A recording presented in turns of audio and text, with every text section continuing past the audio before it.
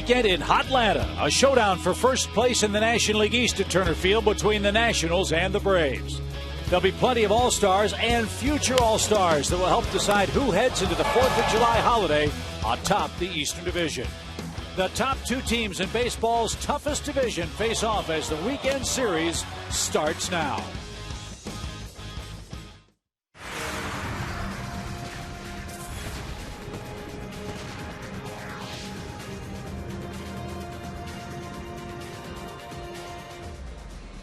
The National League Eastern Division race heats up on a 100-degree day in Atlanta, Georgia. It's the Braves and the first-place Washington Nationals meeting in Game 1 tonight of our three-game series. And all year long, Braves baseball on Peachtree TV is presented by Academy Sports and Outdoors, The Right Stuff, and The Low Price. Here's how the East stacks up. Washington leads the Braves and the New York Mets by 3 1/2 games as we move ever closer to the All-Star break here during the 2012 season. And good evening, friends, with Tom Glavine and Joe Simpson. I'm Chip Carey. It's a hot night at the ballpark, and it's time to turn around our fortunes against these Nationals, Tommy. Braves are 1-4 against the first-place club. Yeah, they really struggle against the Nationals of late, and when you look at their numbers over the last 14 games here at Turner Field, the Nationals hold a 9-5 edge in wins. Offensively, numbers aren't all that different, but the last two lines you see there, the ERA and the starters ERA, almost a run difference in overall ERA and almost a 2-run difference in the starters ERA. Now, the first three guys that started here for the Braves in this homestand have set the tone. Joe, will see if Randall Delgado can keep it going. He's going to have to bounce back, Tommy, from a bad outing in Boston, the shortest outing of his career, where he only went an inning plus. But he's got a couple of things working for him tonight. Number one, he's pitched well against the National League East. 6 starts, he's 3-1. And the fact that the Washington Nationals have never seen him before. Let's hope he gets back on track tonight with that good fastball and changeup. This is a Washington club that's had some offensive problems this year, but not so in Colorado, where they just split a 4-game series. Let's see if the Braves can gain a game and win Game 1 tonight in Hotlanta. Lineups coming up right after this.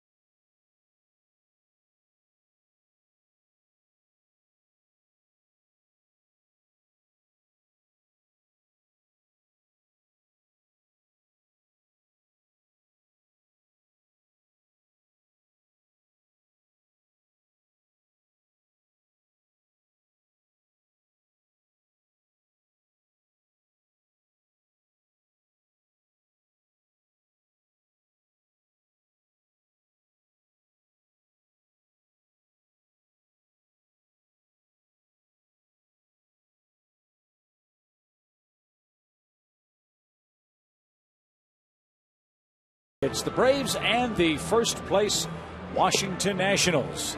And that tells you all you need to know. It's 102 degrees. And the forecast, sunny and sultry. Here's the Nationals lineup. They're 43-31, a 3.5 game lead over the Braves and the Mets. The Washington club scored 35 runs in 38 innings in Colorado, and they have not been a great scoring club this year, but they do bring plenty of thunder to town tonight with Ian Desmond, the shortstop, perhaps their hottest hitter right now, fellas. He certainly has been that. They'll face right-hander Randall Delgado, 4-8 with a 4.52 on the year, making his 15th start of the season. You see there's 1-3 with a 2.73 in his last 5 home starts, so he's throwing the ball pretty well here at Turner Field.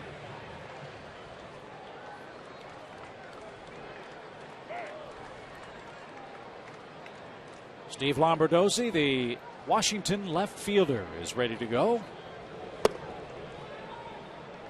And for Randall, his 4 keys to pitching success tonight: get ahead in the count, strike one, dictate the ball game to these Nationals hitters. Top 2 guys in the order are instrumental to his success tonight. Lombardozzi not swinging the bat very well, but he's their best option to lead off games against right-handed pitching. And Bryce Harper, Braves have not been able to figure him out yet. 8 for 16 against the Braves with 6 walks. Got to keep these 2 guys off the sacks.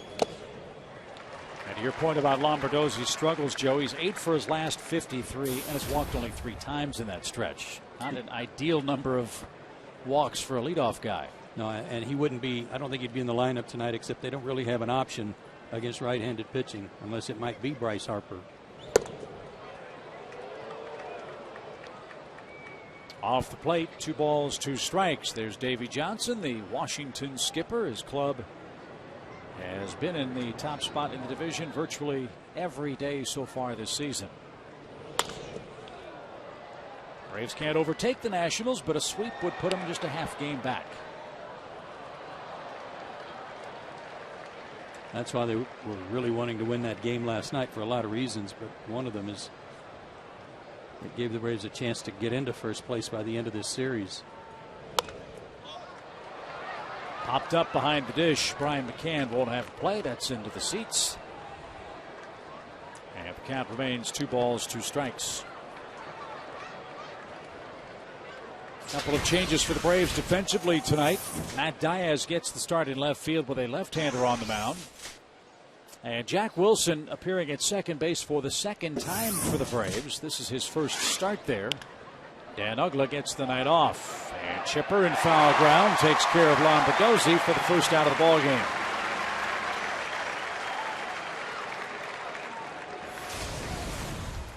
And that'll bring Bryce Harper to the plate.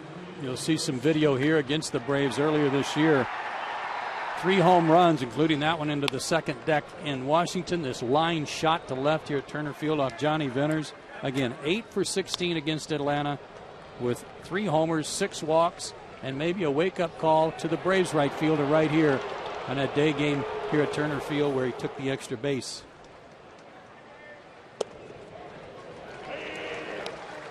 So Bryce Harper, our Georgia lottery, hitting the jackpot. That's his work against the Braves. But, Joe, you were talking before the game.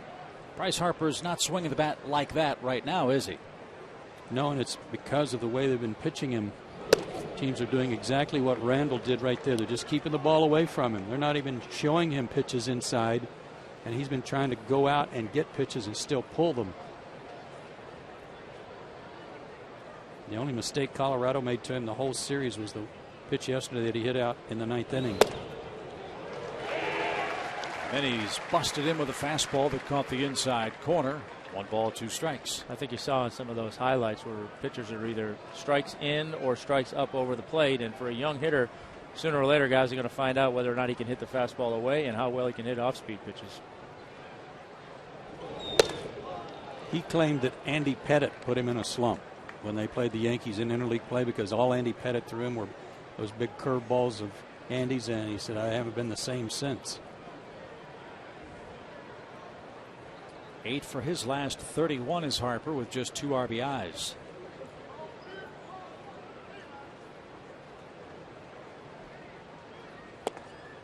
And as Joe said, one of those RBIs was himself when he homered against the Rockies.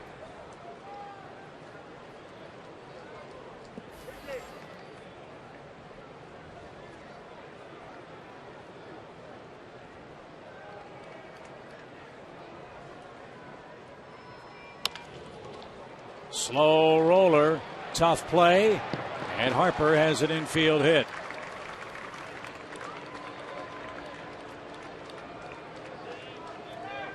When you have numbers like he has against the Braves, you're going to get some of those. That's why those numbers are so good.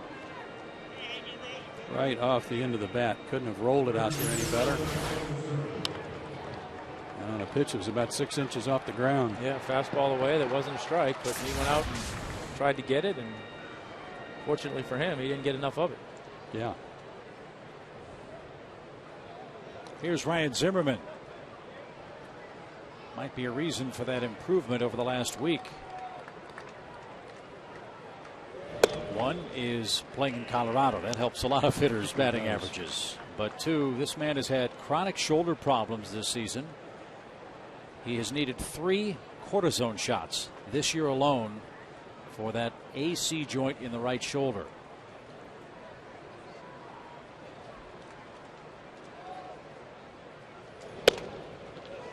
Now he must be getting used to it, those shots anyway, because the Nationals guys told me that he got a shot the other night in Colorado and played that night. That's very unusual, and got 2 hits.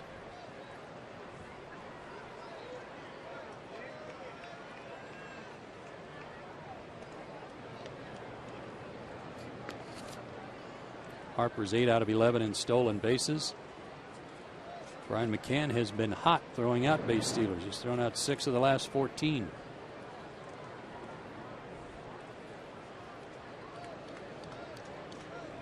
That missed inside, ball 2.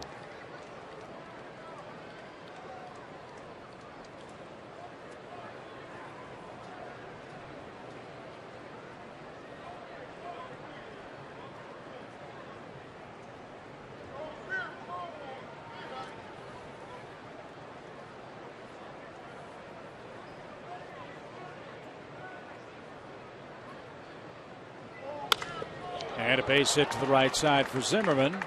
Harper will stop at second, and the Nationals threaten in the first inning against Randall Delgado. The reason I said strike one was so important to Randall is what you see right here. Count was 2-1, but when he's behind in the count, Randall's only 22 years old. He hadn't pitched long enough, in my opinion, to be able to make those good 2-0, 3-1 pitches to spots on the plate where he can get away with it and still get a strike. He's got to find a lot of the white of the plate. Yeah, that's something that every young pitcher wants to try and learn and wants to try and command, is be able to throw that off-speed pitch behind in the count, or if you are going to go to your fastball, you know you're going to be able to hit your spot with it. So the more he can stay out of those counts right now, certainly the better off he's going to be. And economy will be very important today. Goes without saying. It's 100 degrees tonight. And already Delgado up to 18 pitches and 1 out in the first inning.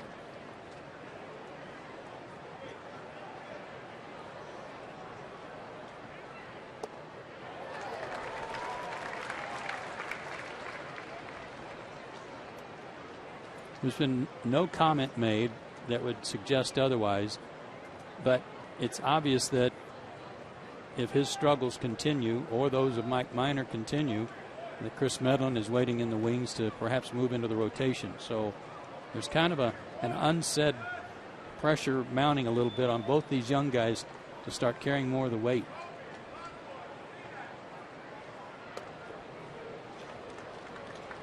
The first 2 games of the series for the Braves will be pitched by Delgado and Mike Minor. Tim Hudson has the wrap-up on Sunday afternoon.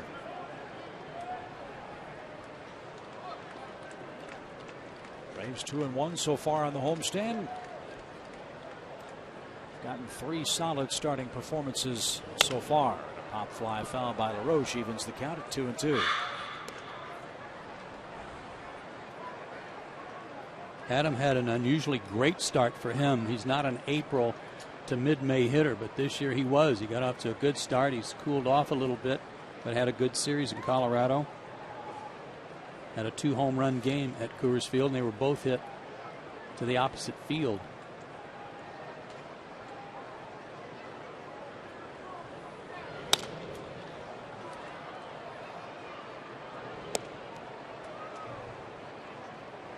An excellent double play candidate if you can get him to hit it on the ground.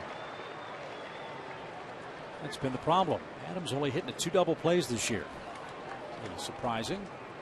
A little of that Jason Kubel syndrome. He's not trying to hit the top half of the ball. He's trying to lift. Slow roller out toward Jack Wilson. He'll fire to second. Return to first. It's in time. A double play.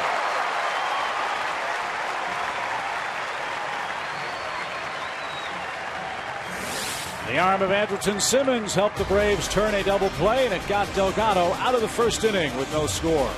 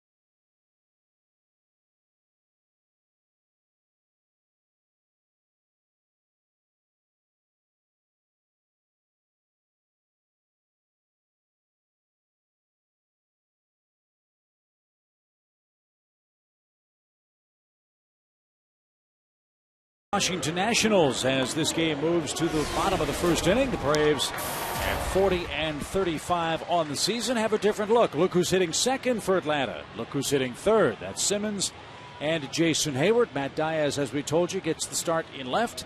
And Jack Wilson gives Dan Uggla a night off. He'll play second base and bat eighth. The Braves will be facing Washington left-hander Ross Detweiler. 4-3 on the year with a 3.09, and duty split between the rotation and the bullpen. You saw there 3-0 with a 1.86 against the National League East, so good timing for him to get back into the rotation. His 4 keys to pitching success tonight. They've gotten him to speed up his tempo, a little quicker tempo, and to be more aggressive.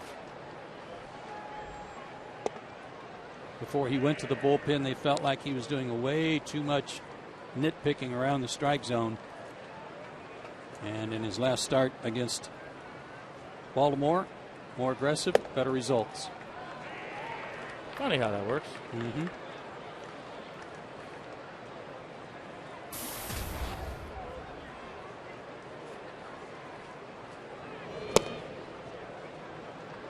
One ball, 2 strikes. Former first-round pick out of Missouri State.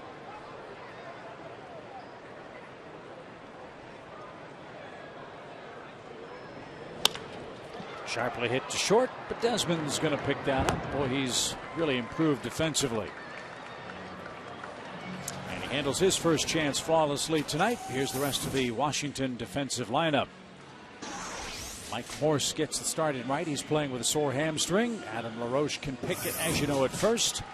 And Jesus Flores is the Washington catcher with Wilson Ramos out after going through knee surgery back in May.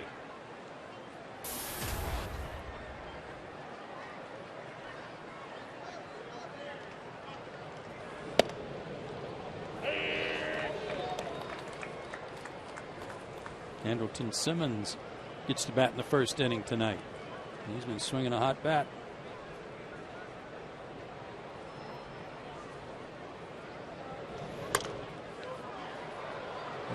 Pops it up foul. I saw you guys talking last night. I think in the open you were talking about the 6, 7, 8 hitters. He might not be so happy moving up in the lineup the way things were going for him down there. Yeah, he and Chipper and Freddie had it working pretty good down there. They may want to stay.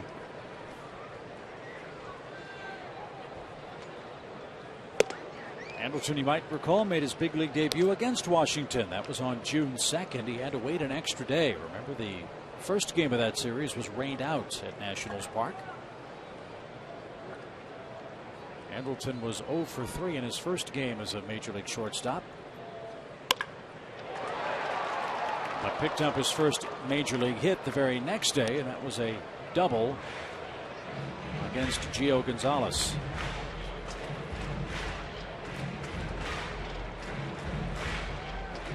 Detweiler's got a good fastball, low to mid 90s. Very good changeup and a curveball.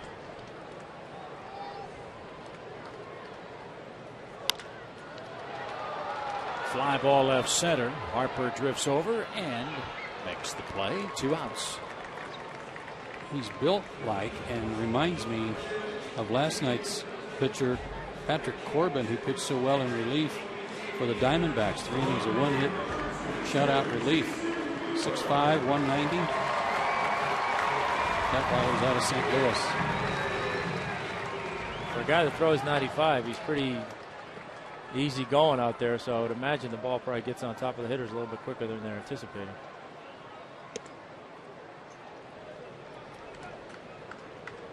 His recent numbers, including some work out of the bullpen, 1-0 and a 0.98 ERA. That includes that start in Baltimore, 5 innings of 4 hit shutout ball.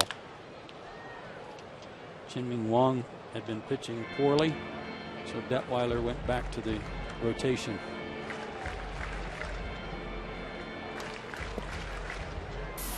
And it's a real good rotation. I believe they have 50 quality starts in their first 74 games. Their whole staff's been outstanding, and they haven't had their closer at all. Hayward ground ball toward LaRoche. He'll flip to the pitcher. Close play. Detweiler gets there, and he retires Atlanta in order in the bottom of the scoreless first inning at Turner Field.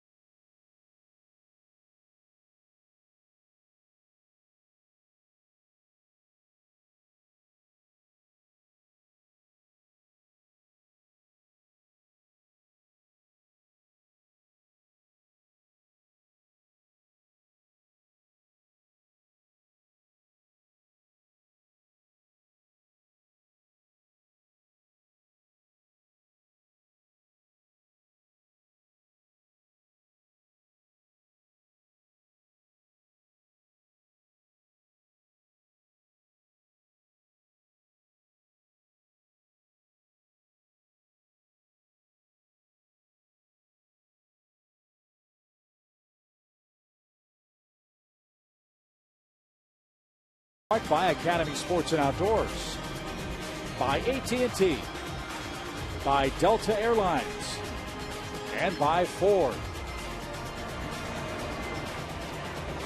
Big crowd at Turner Field trying to stay cool with the Nationals in town. First pitch temperature 102 degrees tonight. And And Randall Delgado will face Michael Morse, Ian Desmond, and Danny Espinoza.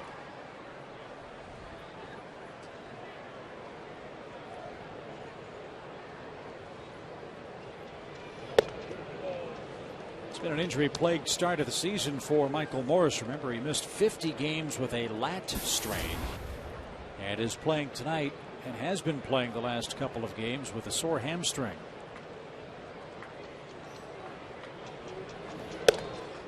Davey Johnson was joking with Morse about that and said, hey, whatever you do, don't go out there and pull a Matt Kemp on me.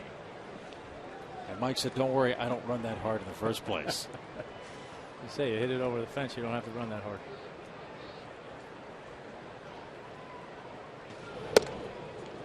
Like Andrelton Simmons for the Braves, Morse made his season debut against Atlanta when we were up in Washington. I think it's a strained lat that has Ryan Dempster on the DL for the Cubs. And he won't be back until after the break.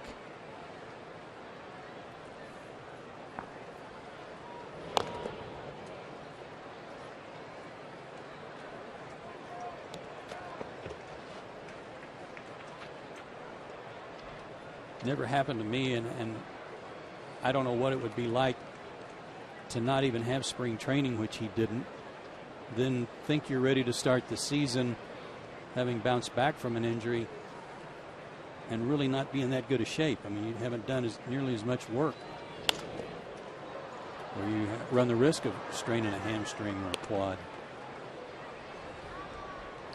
Yeah, there's a reason why spring training is the length that it is, and that they ease guys into games the way that they do. And yeah, when you miss all of that and then you just jump out there and go get them, you're opening yourself up for a whole bunch of other things to go wrong.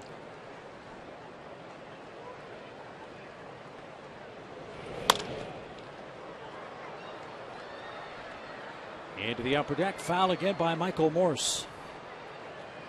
Every time we see this guy, we say the same thing. This man was a shortstop, if you can believe it. He's 6'5", 245 pounds. And last year recorded a 31 homer, 95 RBI, 303 batting average campaign. And took a close pitch for ball 3. They got him from Seattle. The Baltimore Orioles got Adam Jones from Seattle in trades. That would have been a pretty nice combo in the outfield along with Ichiro, wouldn't it?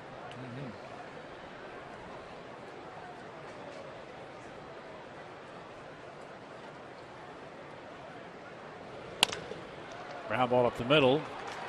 And Morse has the third Nationals hit. This one a leadoff single in the second.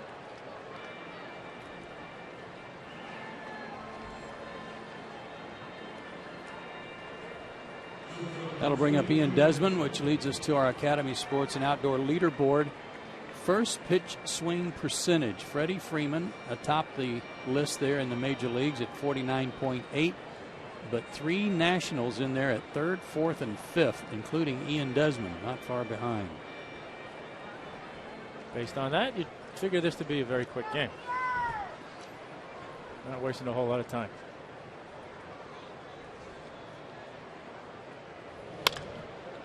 Pop fly foul to the right side. Again, he swings at the first pitch. And Desmond is down a strike. The All-Star game approaching. The Washington club, justifiably so, is really promoting this young man for the All-Star team in the National League. Among shortstops, he's top-notch. And as you said, Chip, he's really improved his defense.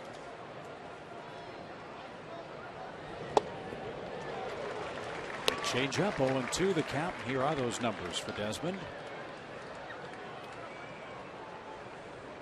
The 13 homers, kind of like Michael Bourne. It's already a career high for him.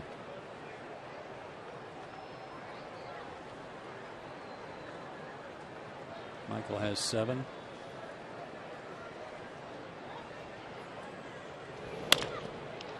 What I like too about Desmond, guys, is how much he's improved with the glove. 2 years ago, 34 errors.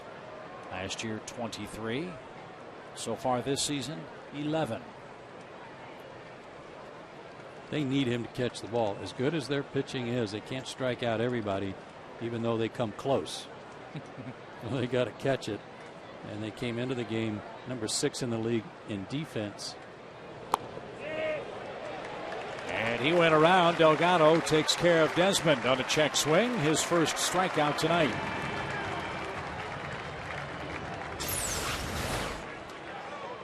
Did he go, Tommy?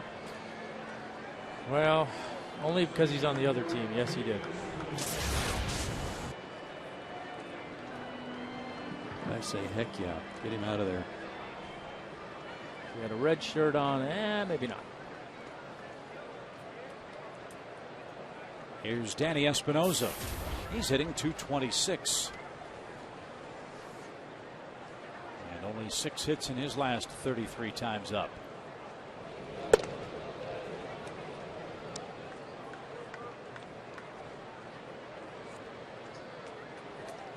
The batting average at the big league level for Espinosa has always been low. He's around a .229, .230 hitter, but he's got some pop. He had 21 homers last season.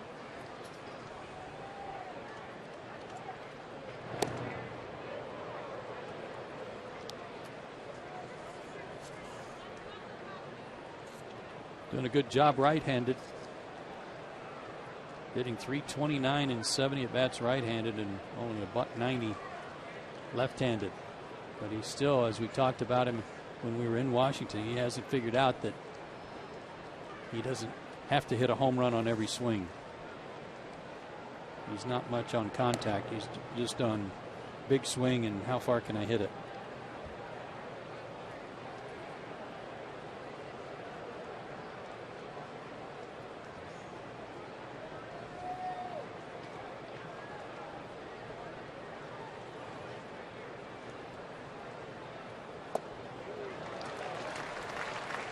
Couple of good changeups in this inning. Couple to start the game. Yeah, he's definitely made an effort early on here to establish that fastball and follow it up with that changeup. And seen a few swings like that where guys have been fooled by the speed and the movement.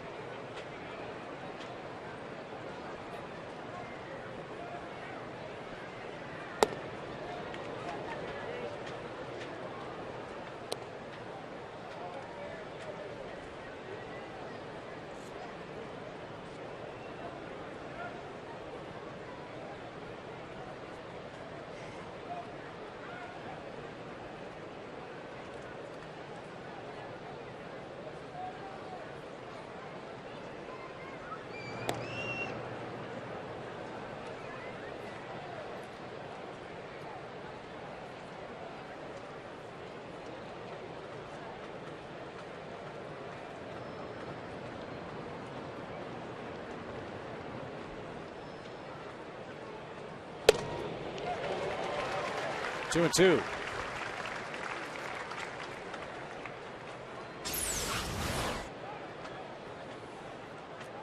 .92 fastball running away from him. Good two-seamer. He looks good tonight. He's given up 3 hits, but they've all been grounders that found an opening.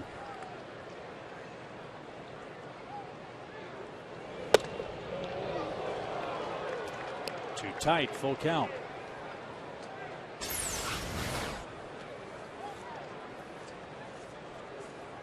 Ooh, it's a pretty good pitch right there. Sure was.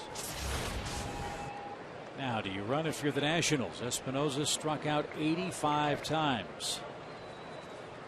Based on that, I'm saying no, but what do I know?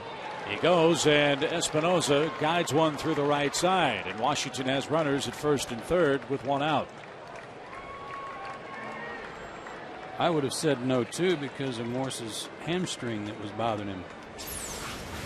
But it worked out, and they've got him on the corners. Not a bad pitch. No, pretty good pitch. He's got a tip your hat to him there.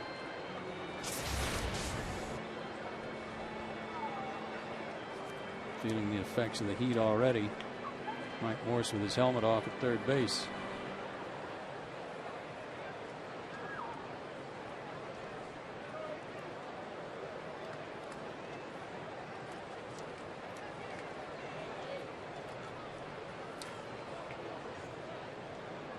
Jesus Flores is the catcher. And down a strike. Washington's been an injury-riddled club. They have placed 15 different players on the disabled list at one point or another already this season.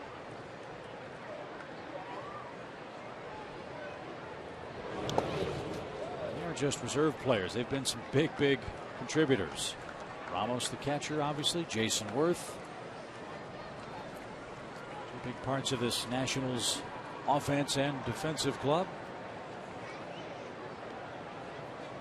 Yeah, you almost forget about Jason Worth being there. Look at their outfield now with Harper and Morse, and you put Worth out there. That's some production out there in the outfield.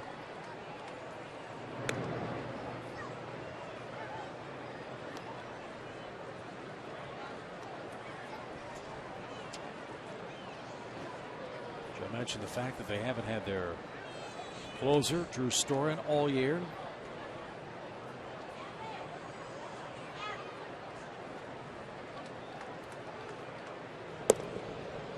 I read they're close to getting him back, though. Are they? Yeah. If not before the All-Star break, certainly shortly after the break. But Tyler Clippard's done such a good job in his absence. I don't know that it'll be an automatic that he steps back into that role. And Henry Rodriguez is still on the DL with a strained index finger, who had closed a few games before his injury. The throw by Brian McCann tails Jack Wilson. A nice job to keep that on the infield. And scampering back to first is Espinosa with a 3-1 count.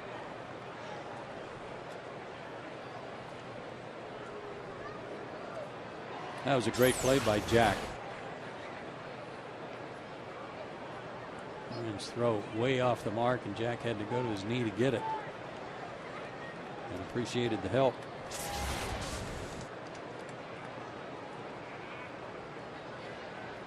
Dangerous pitch. And he went around. Now Espinosa's in a rundown. That pitch was called a strike. And the throw to first is going to be not in time. The Braves waited and waited and waited. I'm assuming, guys, to make sure Morse didn't try to break from third base. Well, yes, but in the meantime, one of the things you do on any rundown is run at the guy who's trapped. But Randall Delgado didn't come in to help cover home plate and give Brian the freedom to do that. Here he comes, but it was a little too late and too little after the fact. It may have been when Brian was telling him to get in there and cover.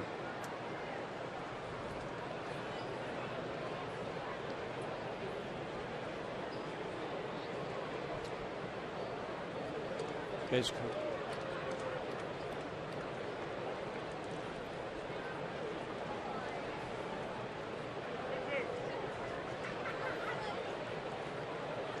It's a full count on 4.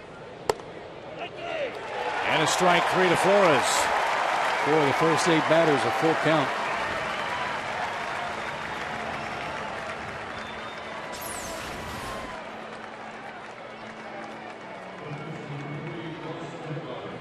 Boy, the Braves might have caught a break there. Yeah, they might have gotten one back right there.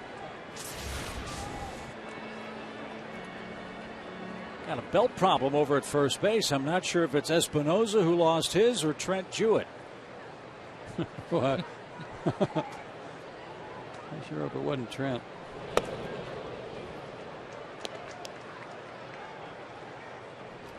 My guess is it was Espinosa after he dived back to first base, might have broken the belt buckle. I know this, Espinosa's run farther between first and second to not have a stolen base than any player in history. And a line drive to right field will drop in front of Jason Hayward. He's going to try the throw to first, and it's not in time. So Ross Detweiler's first hit of the season drives home Mike Morse, and the Washington pitcher makes it a 1-0 game. Man, if he'd have hit that ball a foot further or a foot shorter, I think Jason might have had a chance to throw him out. But as it was, it kind of caught him in between where he couldn't quite come and get it, and he had the stutter step there and kind of threw him off balance a little bit, and not sure the throw would have got him anyway, but had he had a good opportunity to charge that ball, he might have had him. Now Lombardozzi drives one to center field, and that will retire the side. Washington scores a run on 3 hits on a hot night in Atlanta. When we come back, Jim Lovell will tell us how the Braves stay cool on a 100-degree night.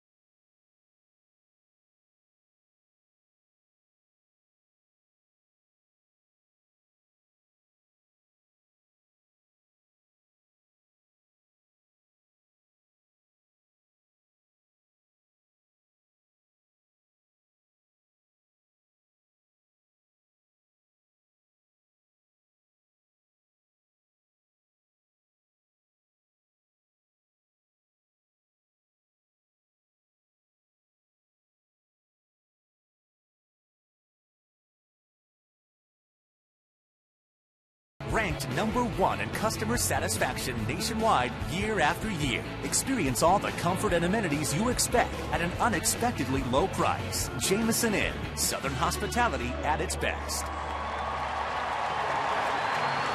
Washington has scored the game's first run tonight. And Braves fans, on Sunday, the Braves will honor more than 150 members of our nation's military here at Turner Field. And you can help show your appreciation, too. Arrive early at 11:30 in the morning at Turner Field's main gates to line the red carpet and help give the troops a true hero's welcome. Then watch as we salute the troops in a pregame on-field ceremony. We hope you'll join us this Sunday for the Braves and Nationals and our tribute to the troops. We hope to see you here.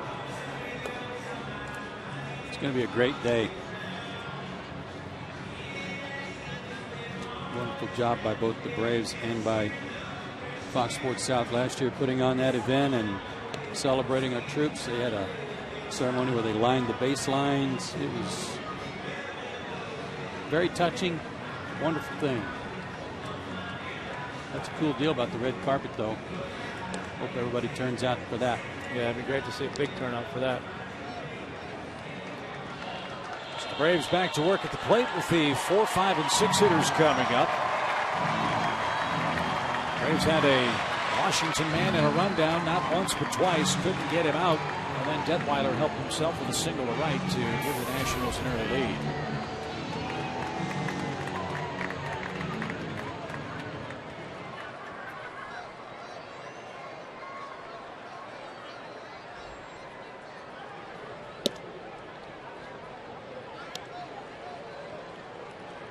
Ball 1 to Chipper Jones, hitting .293, 6 homers, 28 driven in.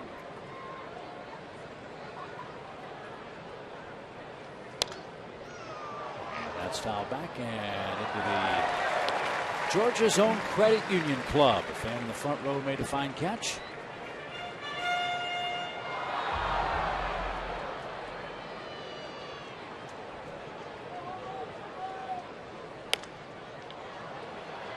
Roche at first, long run, makes a basket catch. And Chipper's the first out of the second inning. Promised you Jim Lovell, the Braves trainer. He will join us, but will do so in the top of the third inning, not the bottom here with the Braves up. He will be a very busy man, as will Jeff Porter, these next 4 or 5 days. Forecast for Atlanta for very hot weather. Summer has indeed arrived at Turner Field. Yeah, it's bad enough when it's 100 degrees at the start of a night game, but that 103 or 4 or 5, whatever it's going to be Sunday afternoon in the heat, the height of that sun, it's going to be a tough one for the pitchers. Base is clear for Brian McCann with 1 out. Can you ever really prepare for weather like this? You know, as a pitcher, the only thing I ever did anything different was I just made sure I drank way more water or Powerade or any of that stuff the night before and leading up to it. But aside from that, not really. Hot is hot, and you try to battle it in between innings. I know a lot of times we used to go down in the tunnel where it's air conditioned down there and get out of the heat of the dugout, but it's just the kind of thing that you got to try and be economical with your pitches and be smart on the bases if you have that opportunity. And Brian McCann is called out on strikes. Detweiler has retired the first 5 to start the game. I also think it's a situation where you acclimate yourself, and the more you play in it, the better you are to deal with it. And because the weather has been very pleasant across the country up to this point, even the Atlanta Braves aren't quite ready for this kind of heat. They haven't played in anything like this. And if there is a sunny side to it, if you'll pardon the pun, with Matt Diaz up there, this is kind of like an Arizona heat. It's not very humid, thankfully. It helps.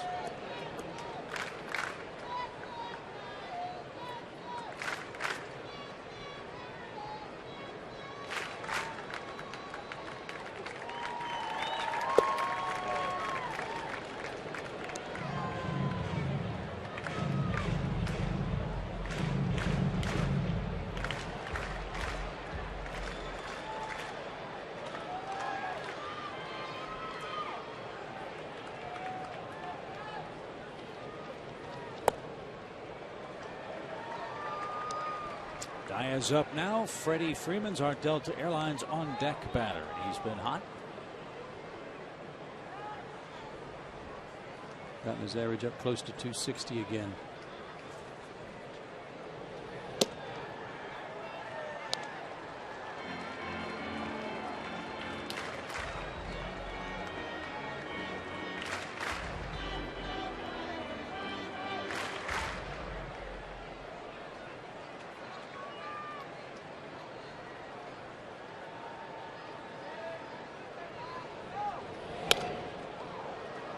Thankfully, too, with the reduction in numbers of stadiums that have artificial turf, that's not something to have to deal with in the heat of summer either. Because there were some days in the summertime in the likes of Kansas City or St. Louis where it was miserable. Wide and caught at second. Espinosa with a leaping grab. And the Braves are retired 1-2-3 in our second inning. 1-0. Washington has the lead.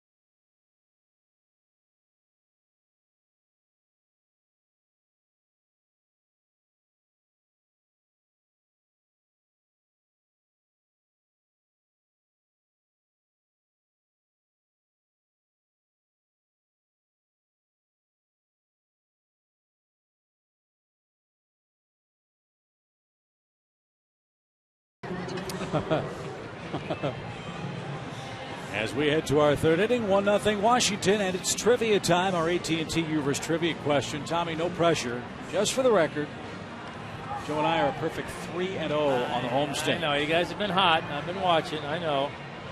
So here you go. Who's the last National/Expo to win the National League's Rookie of the Year award? All right.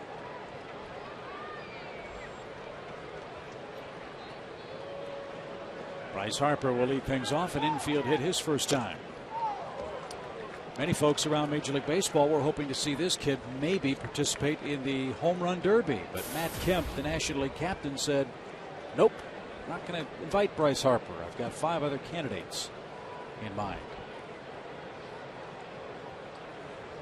Kemp hasn't named those other 5 hitters, but he said it won't be Bryce Harper of Washington. So should there be big disappointment or outcry over that? I just think he's made such a splash along with the kid from the Angels, Mike Trout. Is he going to be in the home run hitting contest? Don't know.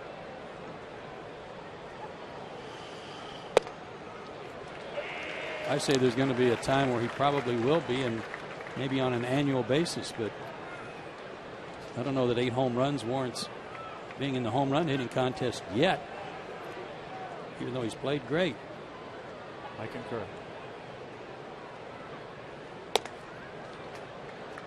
I think sometimes everybody gets in a little bit too much of a hurry to elevate guys and put them on their pedestal and that kind of thing. He's going to be, I agree that he's going to be there soon enough if he's not quite there just yet. He's an exciting player, certainly caused a lot of conversation, which is great for the game and great for the Nationals, but his time will come. You don't force it if you don't have to.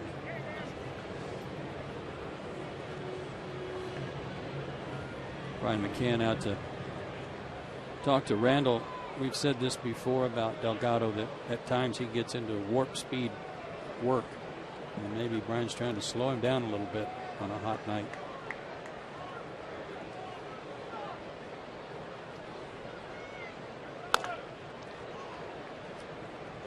Harper fouled off an off-speed pitch and now has a 2-2 count.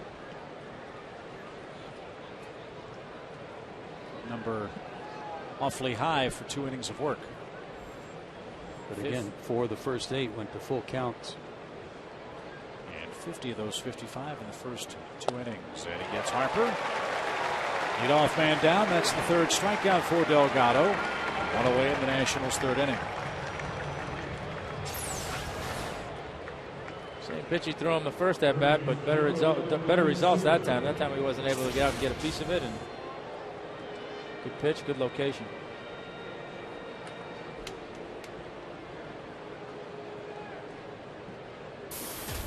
Zimmerman singled to right back in the 1st inning and was erased on a double play ball.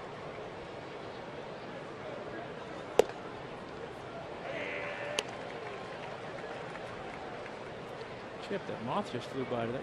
Did you open your wallet? What happened there? Where did he come from? Wow. Whew. Speechless. First night of 3, and it's broken bat, and Simmons makes the play. Joe, can you and Tom switch seats? 2 outs. That bat broke into all kind of pieces.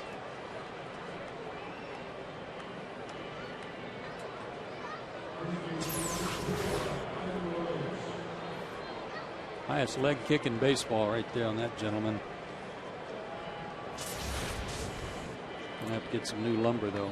That had to be disconcerting for a pitcher in this era, Tom, the way bats started breaking with all the maple bats shattering, where you're trying to track the ball off the bat and know that there's some part of the bat pinwheeling somewhere, and maybe at you. Yeah, that's the hard part. You always, your initial reaction obviously is track the ball, but then you see that the barrel of the bat flying somewhere, so it takes your attention off the ball, and you're just not only you not want to get hit by the bat, but you're hoping that you didn't take your eye off a line drive that's coming back at you.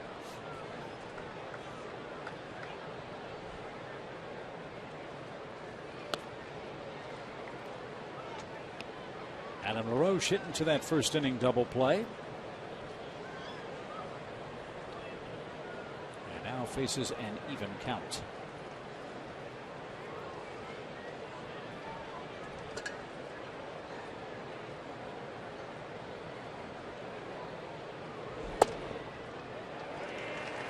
He's got that spot zeroed in.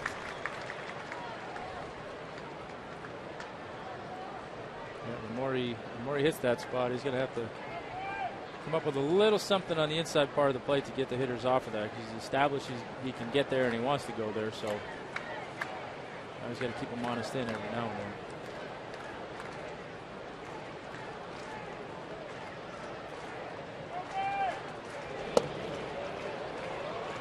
Tried that corner again. This time missed. And it's 2-2.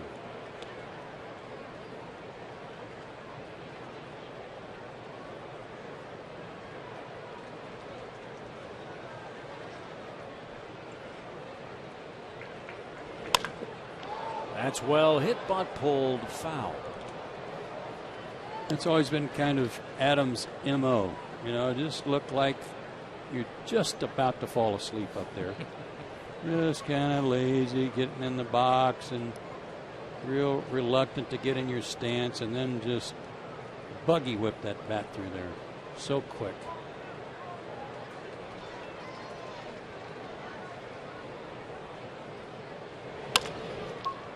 Up the middle, Jack Wilson bobbles it. And Simmons backing up the play. Was a little late with his throw, and that's an error on Wilson. So more pitches for Delgado with a runner aboard now for Michael Morse. It's amazing how many times Simmons is over on that side of second base on a ground ball.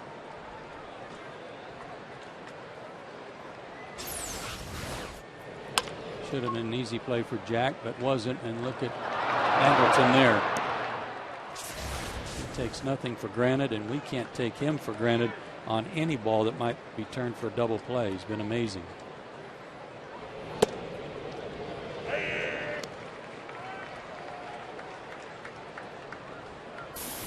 But unfortunately, on a night like this, the extra pitches that will be added onto this inning for Randall will take their toll later on.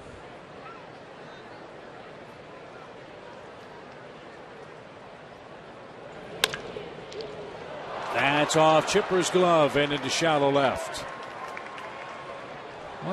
And then the throw is past the first base bag down by the tarp. And runners are now second and third with 2 outs.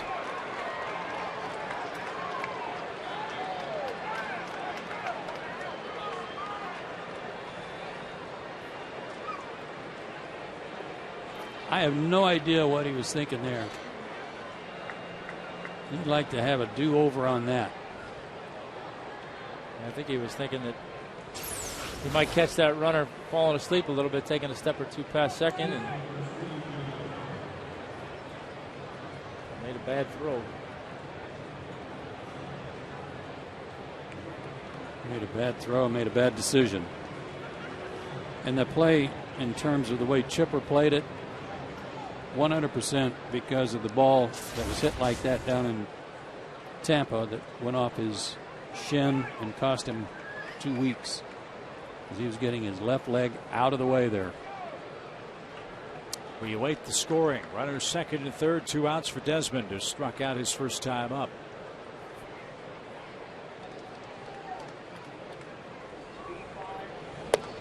A double error.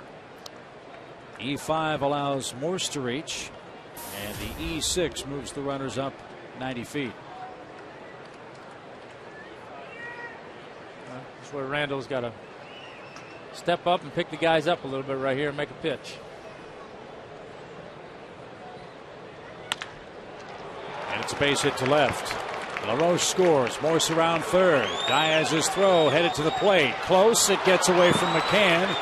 Delgado backs up. Now the throw to third will be in time. Desmond all the way around to third base is thrown out by Randall Delgado, but not before the Nationals score their third run of this game with 2 outs. A 2 RBI single by Ian Desmond chases home LaRoche and Morse, and it's now the bottom of the third inning. 3-0 Nationals in front.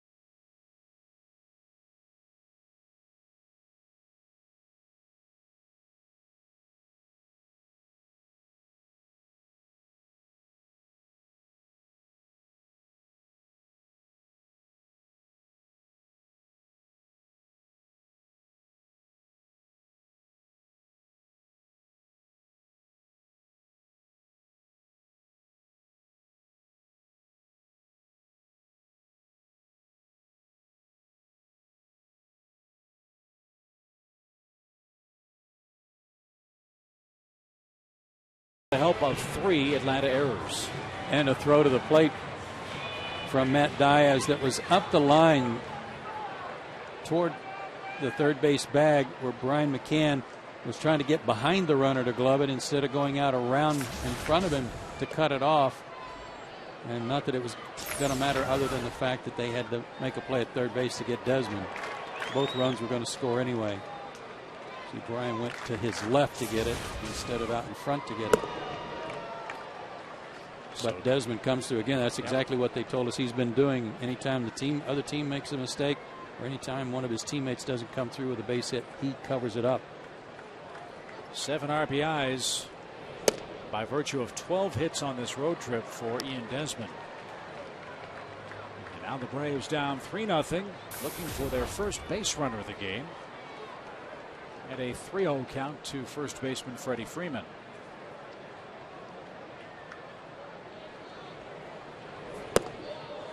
There's a start, leadoff walk.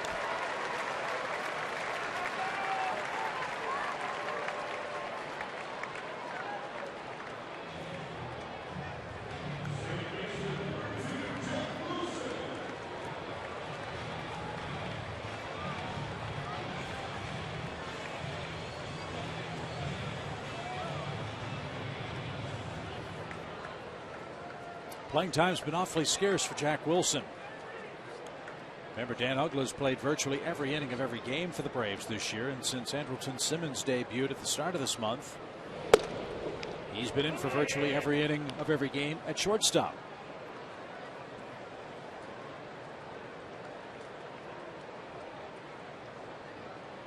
So his good work against Detweiler, and with the struggles of Dan Uggla, a chance for Jack to get 4 at-bats perhaps tonight. And a little fly ball into shallow right. Espinosa makes a good catch. And back to first is Freddie Freeman with 1 out. We've been talking about the struggles the Braves have had against Washington here at home, having lost 9 out of 14. How about the last 7 games head-to-head? Washington's won 6 out of 7. But that last column, look at that, errors. Washington hasn't made 1 in those 7 games, and the Braves have made 5 coming into play tonight. And they just made 3 errors there in the top of the third inning. So while the ERAs are not comparable, neither is the defense, at least in the last 8 games. And Tommy, what is it about this Washington/Montreal team? Joe and I have talked about it a couple of times, going back to the days when these guys were the Expos. The Braves have had trouble beating this club on a consistent basis. Yeah, I don't. It's hard to explain. I know sometimes when they were the Expos, and nobody really watched them, and nobody really knew who they were. I think they had a better team than people probably perceived that they did, simply because they didn't know anything about them. So they were a tough opponent. They were going to battle you, but here I don't know what the deal is. I mean, obviously lately they've stepped up their pitching, and that's made it more difficult. But it's funny how one team has your number a little bit. That got a big piece of Flores on a butt attempt. No balls, 2 strikes.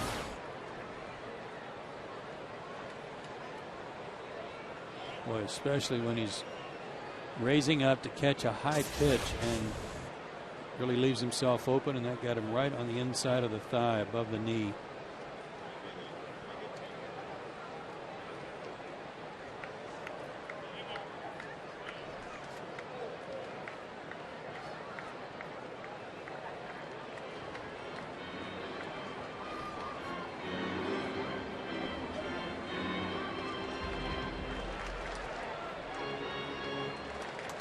Talking about guys in their camp talking about Flores too, since he's become their #1 catcher in the absence of Ramos. What a beast he is behind the plate defensively, blocking everything in the dirt, calling a good game, and handling the staff in a wonderful way. Delgado with 2 strikes lays down the bunt. Handle a good job. His second sacrifice of the season. Freeman at second. 2 outs. And Michael Bourne's coming up. There are a lot of things about this Washington team to like. People come up to me all the time and say, well, do you think the Nationals are for real? Are they going to be around? Do you think they're going to be able to hang in there at the top? And my answer every time is yes, because they've got outstanding pitching. And if you got good pitching, that's about, Tom. That's a lot of the battle. It's a big part of the battle. And not only having good pitching, but when you got a 1-2 at the top of your rotation that has just been dominant, then that's really something that a lot of teams don't have, and that in and of itself keeps you out of a lot of losing streaks. I think of the luxury, fellas, that Washington will have if they do what they say they're going to do. When Steven Strasburg gets around 160 innings or so, they're going to shut him down for the rest of the year, and he will not be in their rotation. With the fallback positions, Gio Gonzalez and Jordan Zimmerman 1 and 2. That's not so shabby either. I still will believe that when I see it. I agree.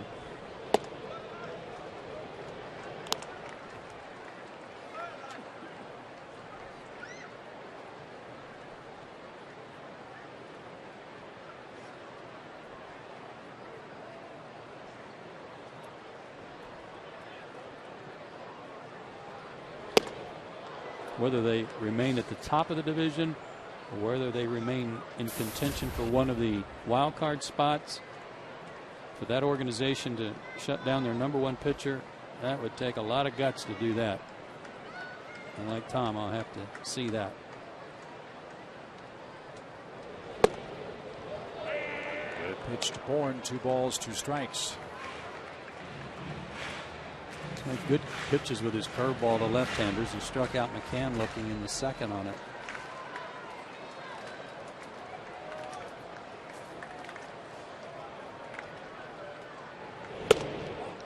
In case you wondered, Strasburg, by the way, who will pitch here tomorrow afternoon, has made 15 starts, 90 innings. That's Mike Rizzo, the general manager of the Washington Ball Club.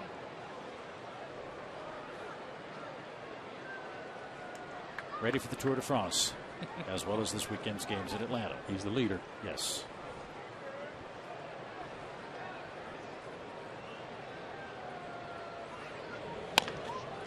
Bouncing ball toward third. Zimmerman. And not in time. Bourne beats the wrap. Freddie Freeman, fellas, might have helped Michael Bourne pick up a step. Baseball and base runner got to Zimmerman at about the same time.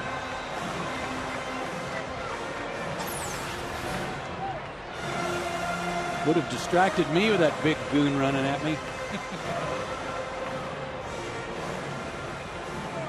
Well done by Freddie. Yeah, just held him up for a split second, which was all Michael needed. Good hustle by Bourne to get down there. Hit number 99 for Michael this season. And a golden chance for the Braves, albeit with 2 outs. Andrelton Simmons, the hitter, runners first and third. 3-0 Washington. And time asked for by Flores, the catcher.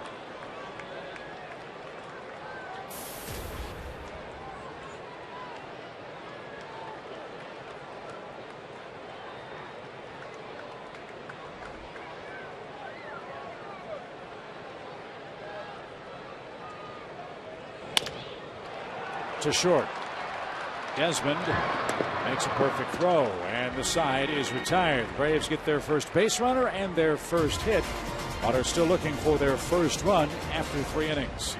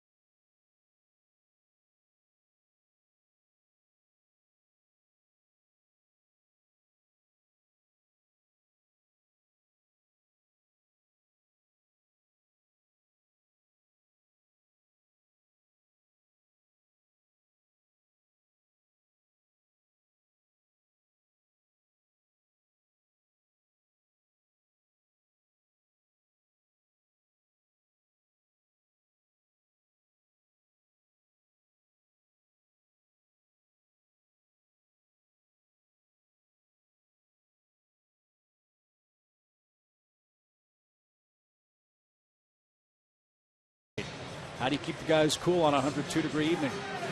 Very carefully, Chip.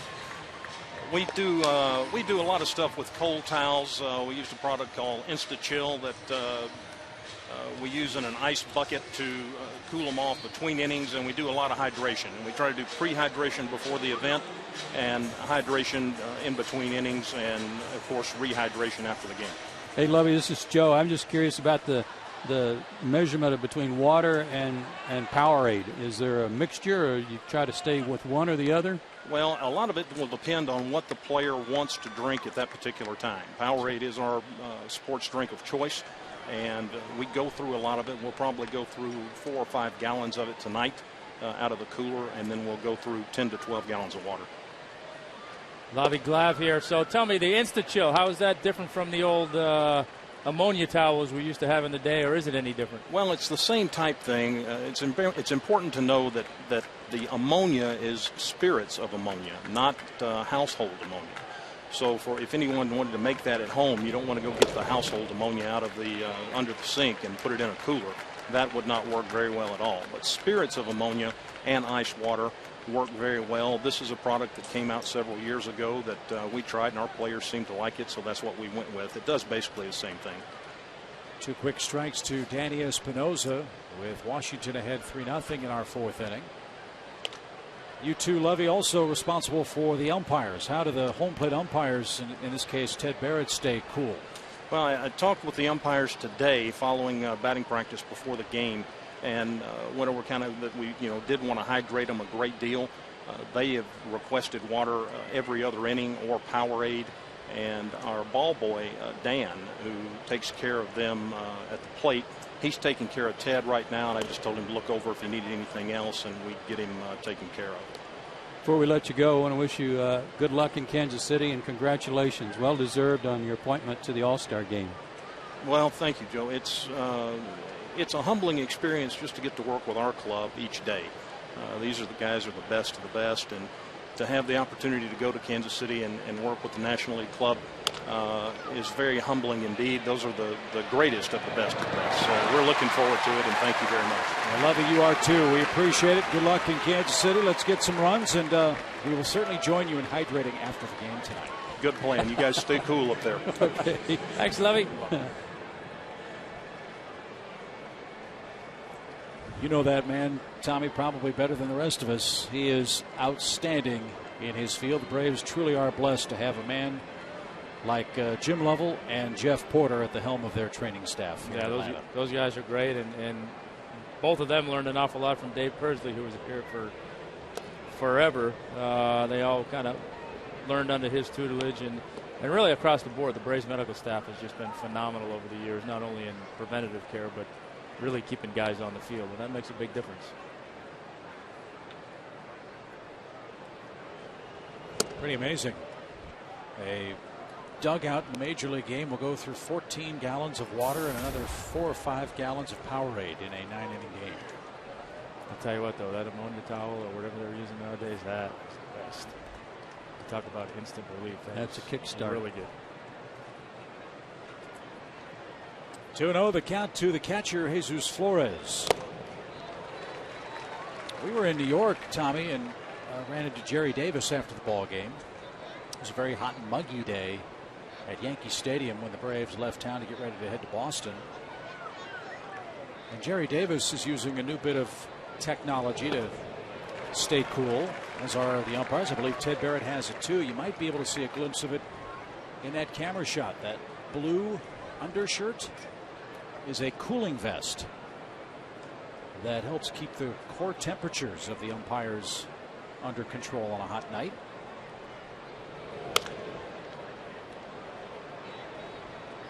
And from what we're told, that cooling vest actually slides onto or behind his umpiring uniform top. And they've all different manners of cooling after the game. Special cap to help cool the head down after the game. And they're interchangeable. If one heats up, as Flores drives one deep left. That's going to be a long homer. Makes it a 4-0 game. Third homer for the Nationals catcher. And his second home run against the Braves this year.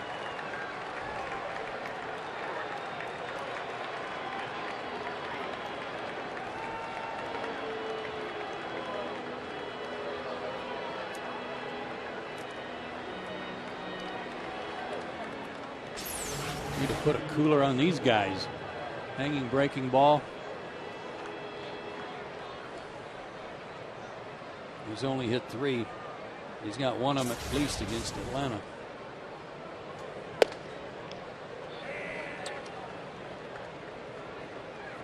So the bottom part of the order has done a lot of damage tonight. Desmond's driven in 2. Flores has driven in 1. And the pitcher, Ross Detweiler's knocked in a run.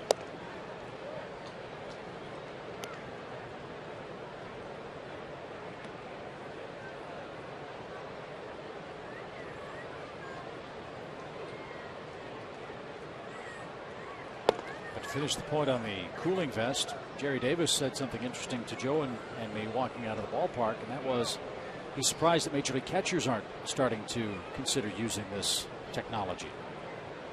Well, I would think for them it's all about whether or not it's too bulky to make them feel like probably number one they can throw the ball, but number two they can move around and block balls the way that they want to. And you know, I mean, it's the kind of thing that regardless of how good it is, as quirky as baseball players are, if it makes them feel any different out there to do their job, they're not going to use it. Not to mention weight, you know. Right. If it's too heavy, no thank you, I'm sure. But I started to say a minute ago, they're interchangeable. It's like you could slide one out if it's not cooling any longer and put in a new one and bring one out of the tunnel or out of the refrigerator, wherever they're stored. That's bounced off the plate. Simmons has to unload quickly, and he did. Nice play. Look at how much territory the shortstop covered on that play. He was about 30 feet away from Freeman and threw a 97-mile-an-hour fastball. We'll see next inning if that hard run down the first base line takes anything out of Detweiler, but that's the kind of thing on a hot night you don't know. Quick exchange. Guarantee he's still fretting over that, what amounted to kind of a pickoff throw to try to get LaRoche a minute ago. That allowed 2 runners to get into scoring position.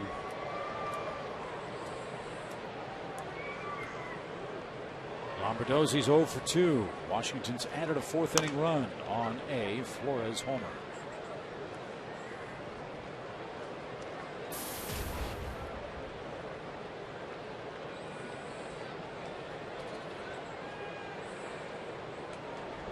The Phillies are in Miami tonight and losing in the 5th. Mets play the Dodgers later out west.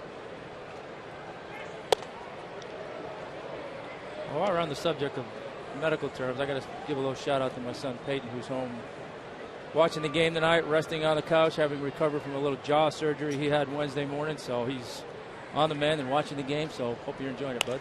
Uh-oh. Absolutely. Hope you're feeling better. Siblings not getting along during summer vacation? No, nothing that complicated. A little oral surgery. Had to fix a little problem, so it wasn't an easy process. And he's kind of looking like a squirrel that's storing up for the winter. But it'll all be worth it in the end.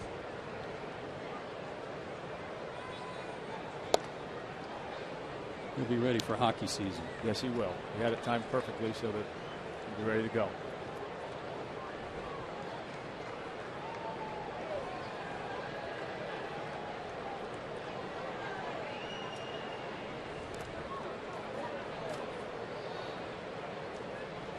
Full count to Lombardozzi. Plenty of those from Randall Delgado tonight. Already 89 pitches. We're in the 4th inning, and the Braves bullpen begins to work.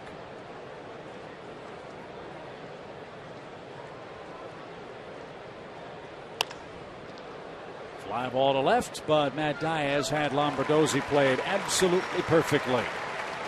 Flores hits a homer, extends the lead for the Nationals to 4-0 with Jason Hayward ready to lead off for the Braves.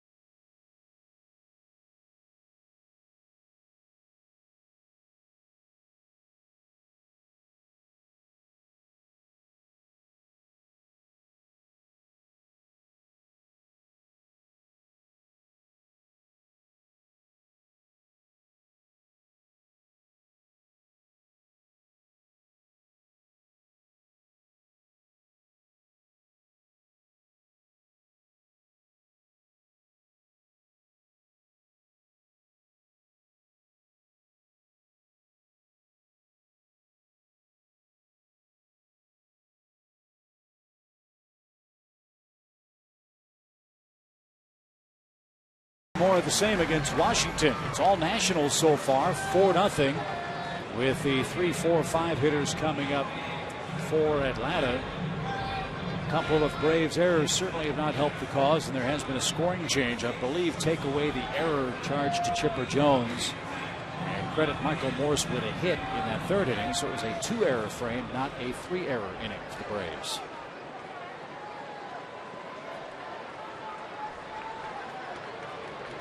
And it cost Randall Delgado 2 more earned runs.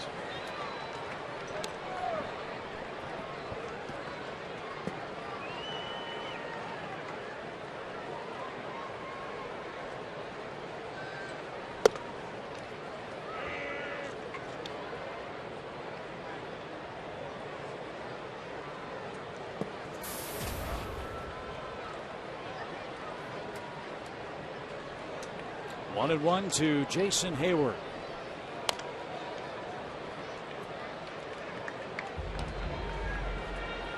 Here's that play that was initially ruled an error on Chipper.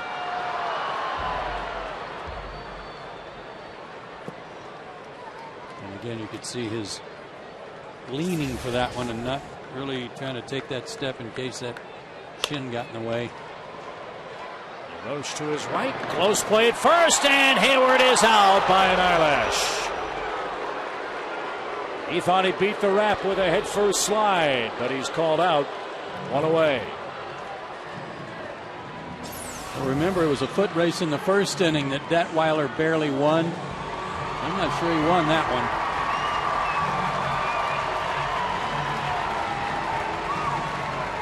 Maybe so. Just beat him.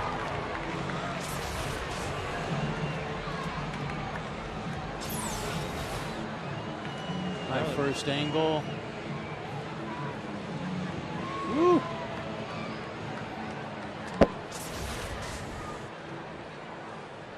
Marvin Hudson, the first base umpire. That was a close play. I think he got it right. But I think the play on the ground ball to Chipper, I think it was right the first time. I thought it was an error.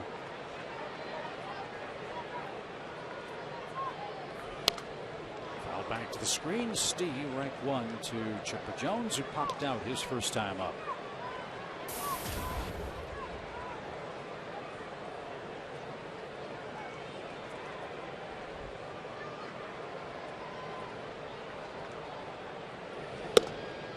I asked Chipper today about that shot we had of him last night prior to the game. Remember, it looked like maybe he had a bad headache. And he said, no. He said, well, a little bit right at the beginning of the game. Maybe a little bit from the heat. He said, but I just generally wasn't feeling real good last night. And he said by the 6th inning from the heat, I was pretty much toast. This was the shot we had of him last night when it looked like maybe he had a headache, but he said just a little bit from the heat. And he said just generally I wasn't feeling great. A long night last night for the Braves. A 3-hour and 13-minute game against the Diamondbacks. Frustrating game, too, for the Braves. They had some chances against Trevor Bauer early in the game and score no more than twice. 2 outs for Bryan. Braves catcher struck out looking in the second inning.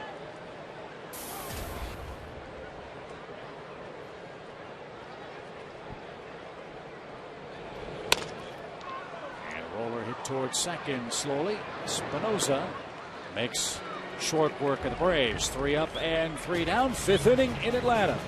4-0 Washington.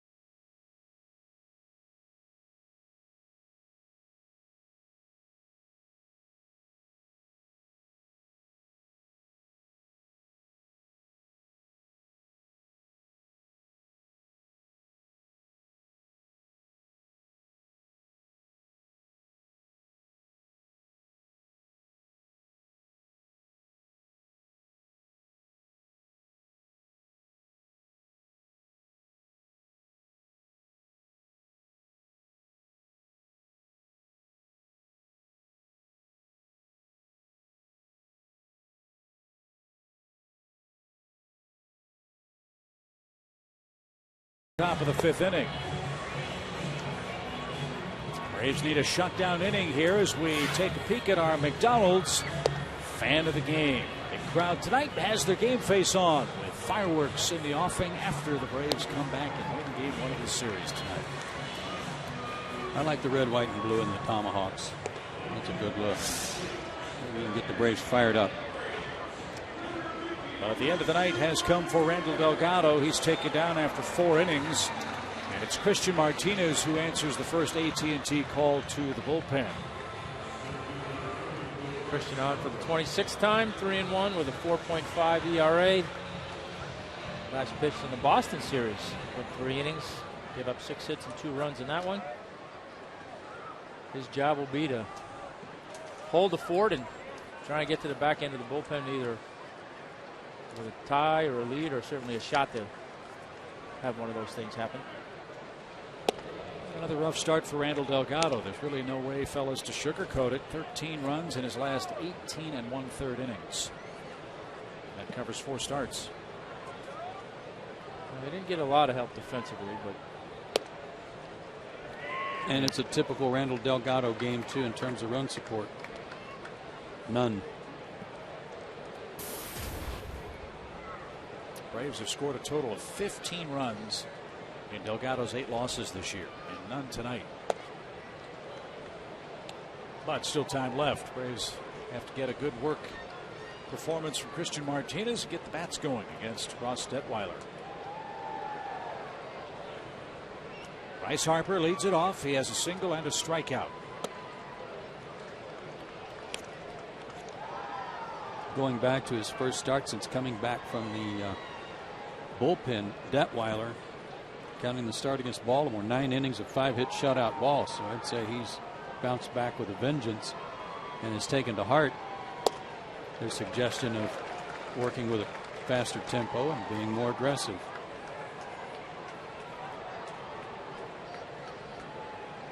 Well, with the stuff he has, I don't know why he wouldn't want to be aggressive in the strike zone.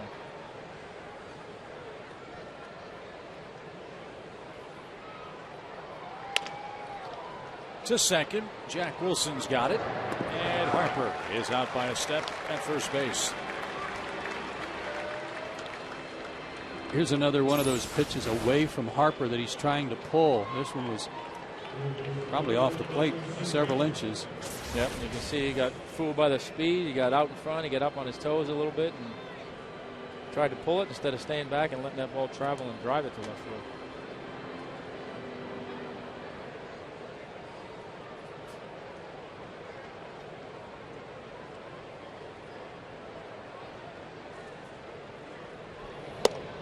Zimmerman picked up a first inning single. Second at bat, he grounded out to short.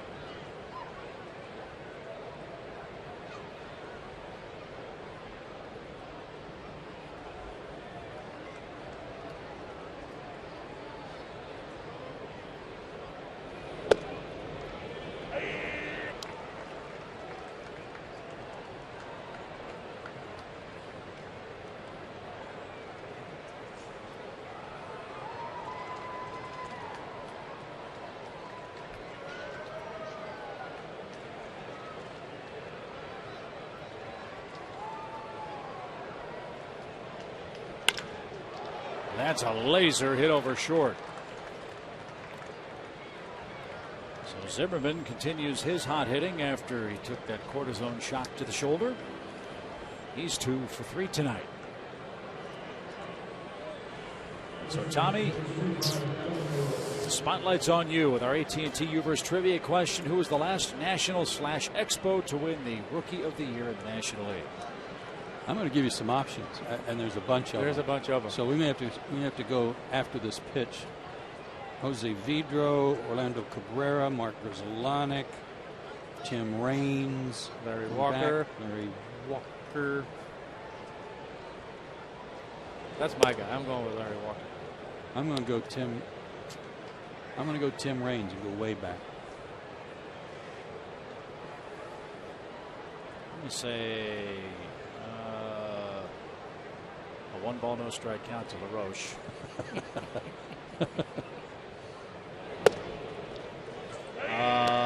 will say Dave Van Horn.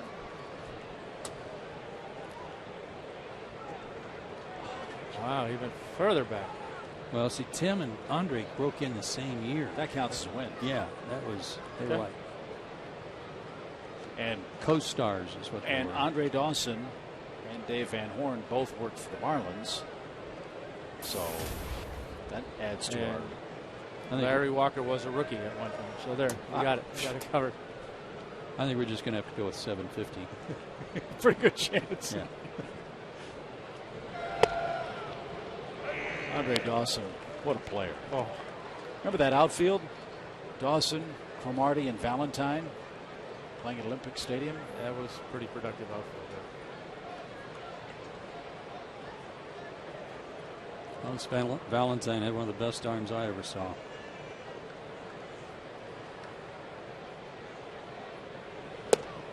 And a swing and a miss by LaRoche. That is the second out of the fifth inning. People would come to the park early just to watch him take infield and throw. What's infield? You know.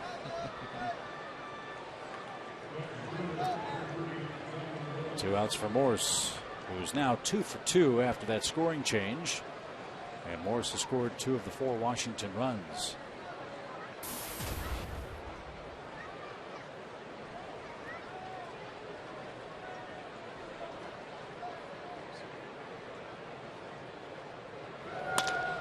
And another hit for Morse. That's 3 on the night.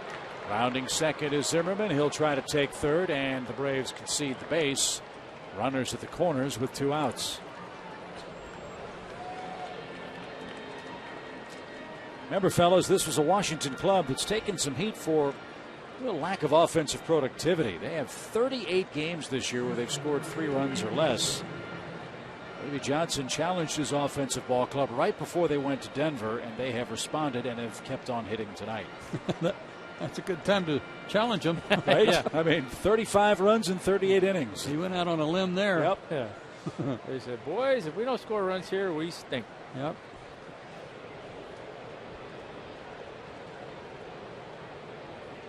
Here's Desmond, and he'll roll to short. And that retires the side. No runs, 2 hits, 2 left for the Nationals. Matt Diaz leads off the Atlanta fifth, down 4-0.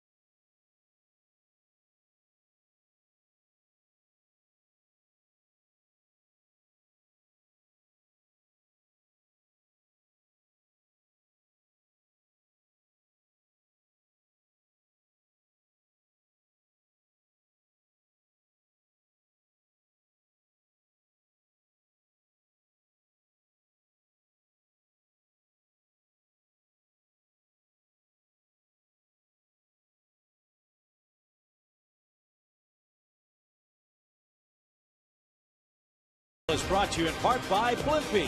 Fresh, flavorful, and always delicious. Try one of Blimpie's All-American wraps today. Blimpie, America's sub shop. It's 4-0, bottom of our fifth inning. And we hope you join us for the July 4th week's celebrations here at Turner Field. Watch the Braves play the Cubs and enjoy 2 fireworks spectaculars July 3rd and 4th, presented by Publix. Get your tickets at braves.com/tickets or call 800-745-3000.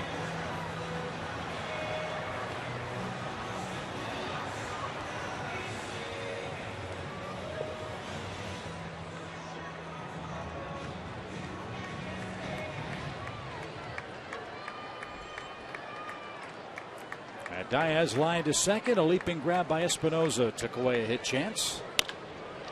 And Zimmerman can't flag that one down. A laser off his glove. And Diaz will try for two. The throw to second will be late. Nice slide by Diaz to avoid the tag. And there's a start to the Atlanta fifth.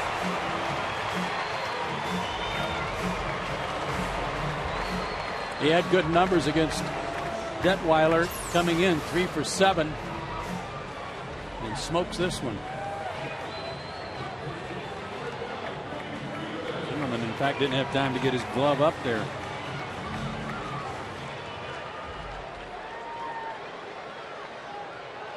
Again, with Detweiler just making his second start since coming back out of the bullpen, you wonder how much he will have on a hot night.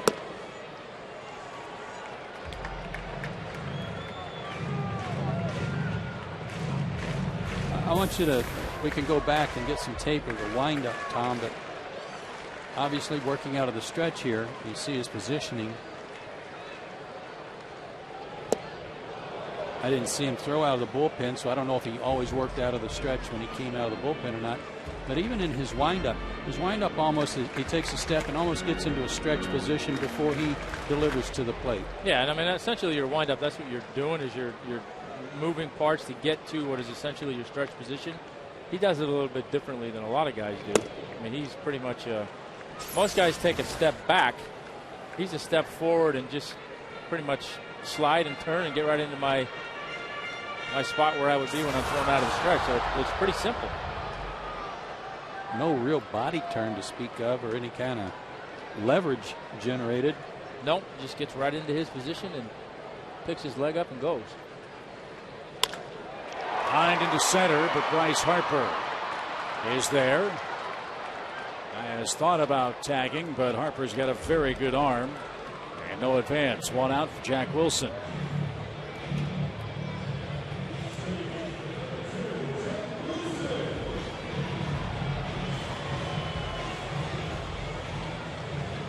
Before Jack hits, one note on that Miami Phillies game. Cliff Lee started that game for Phillies tonight. Cliff Lee has now allowed 5 runs in 3 straight starts. He has not won in his 13 starts this year.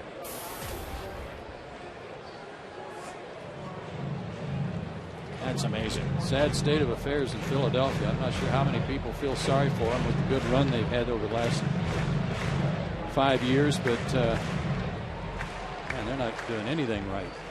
There's nobody feels sorry for him. I saw you shaking your head as soon as I started. Nobody feels sorry for anybody that's been winning.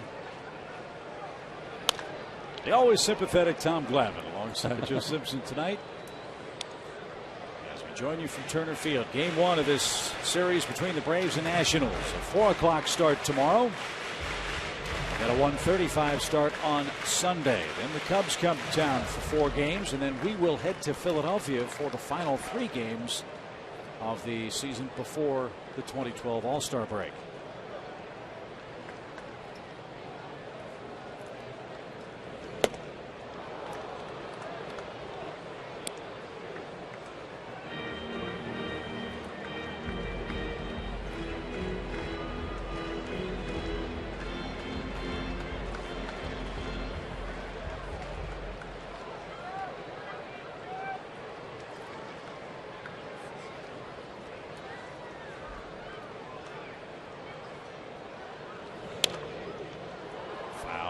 And out of play. When we make our way to Philadelphia, we'll be boarding our Delta charter. And as you know, Delta Airlines is a proud sponsor of the Atlanta Braves.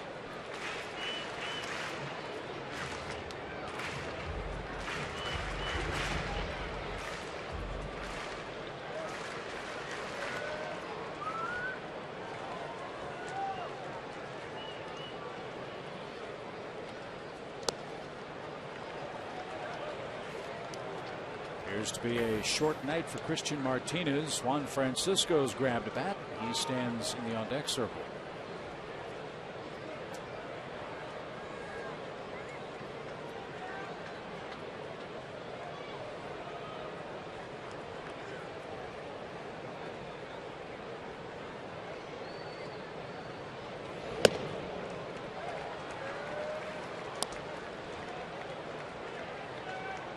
He's cut loose a few of those high fastballs like that tonight.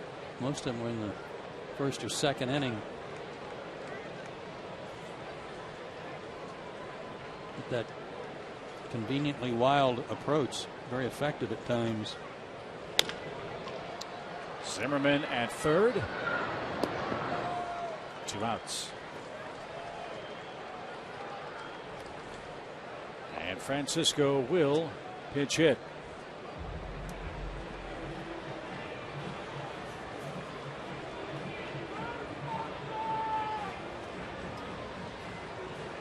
Juan's 3 for 22 as a pinch hitter. One of those hits, a solo homer. Christian Martinez goes an inning of 2 hit, 1 strikeout, scoreless baseball.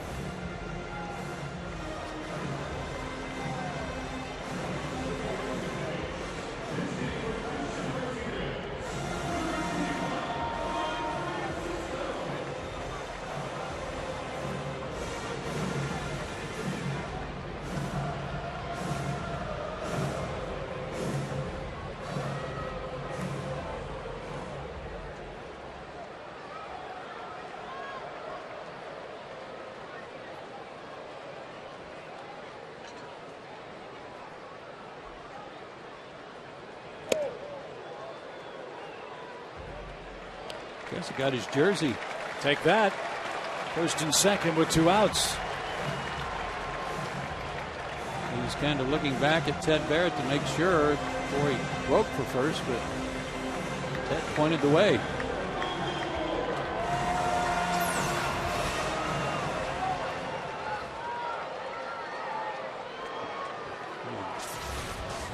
A glance off the arm.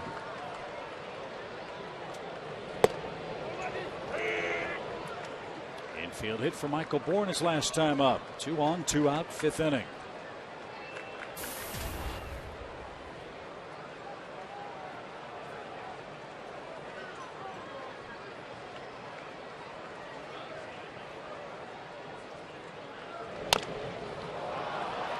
Scraped back to the mound and bobbled, and all hands are safe.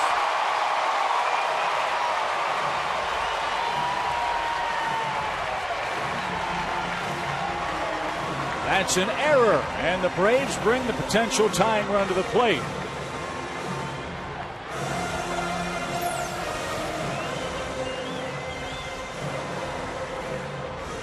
This time it's the pitcher who creates a little extra work for himself. And that's all the product of Michael Bourne's speed. That Weiler knew he wanted to get off the mound to get it, and had a little bit more of a hurry than he needed to, and didn't feel it cleanly. And big opportunity here.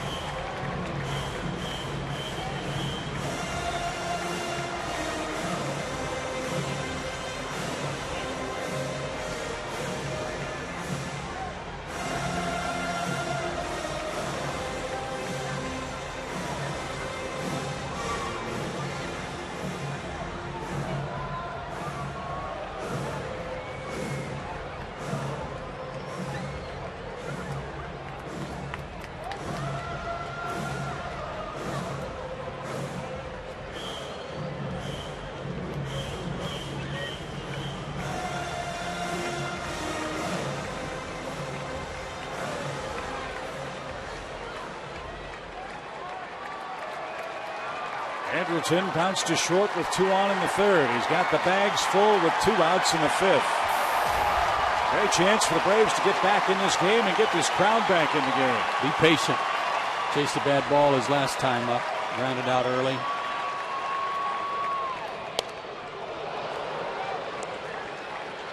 Strike 1.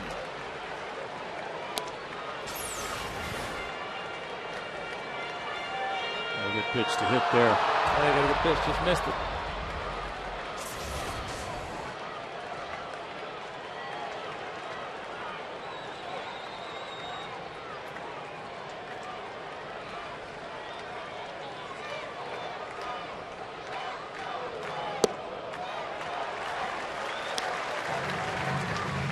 This kid's come up with some big hits in his rookie season.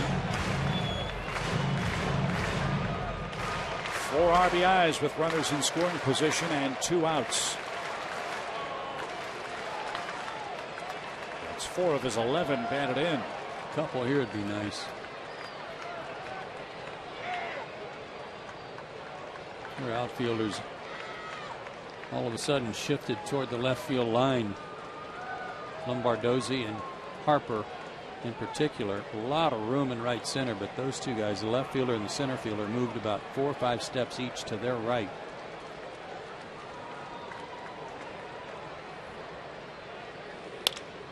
Fly ball to right. But Morse is there, and that retires the side. Detweiler loads the bases with 2 outs, but the Braves unable to break through. 4-0 your score.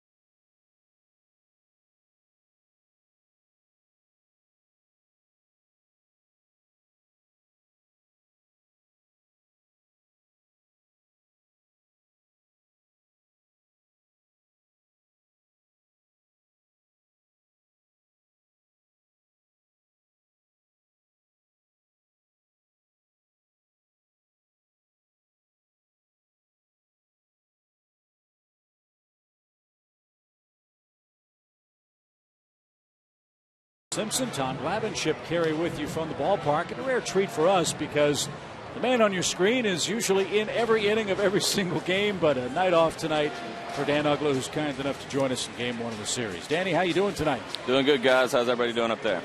Well, we'd be doing a lot better with about 5 more runs on the board, but that'll be coming. Agreed. Hey, Dan, rough time for you right now. Get a day off to watch. Does that generally help you regroup a little bit? You never want a day off. I mean, because if you're, if you're not in the game, you can't get out of it. So it's tough to sit on the bench and, but you just rooting for all your buddies and hopefully they'll do great and get a win. But I guess at the end of the day, when you do get a day off at a time like this, there's no stress involved. You get to relax and kind of, I guess you could say, regroup a little bit. Yeah, the only stress is probably for your teammates because I'm imagining you're driving everybody nuts sitting on that bench. I know, yeah. I've made about 6 trips up to the clubhouse and back and walking around. Martine's down here too, so we don't know what to do.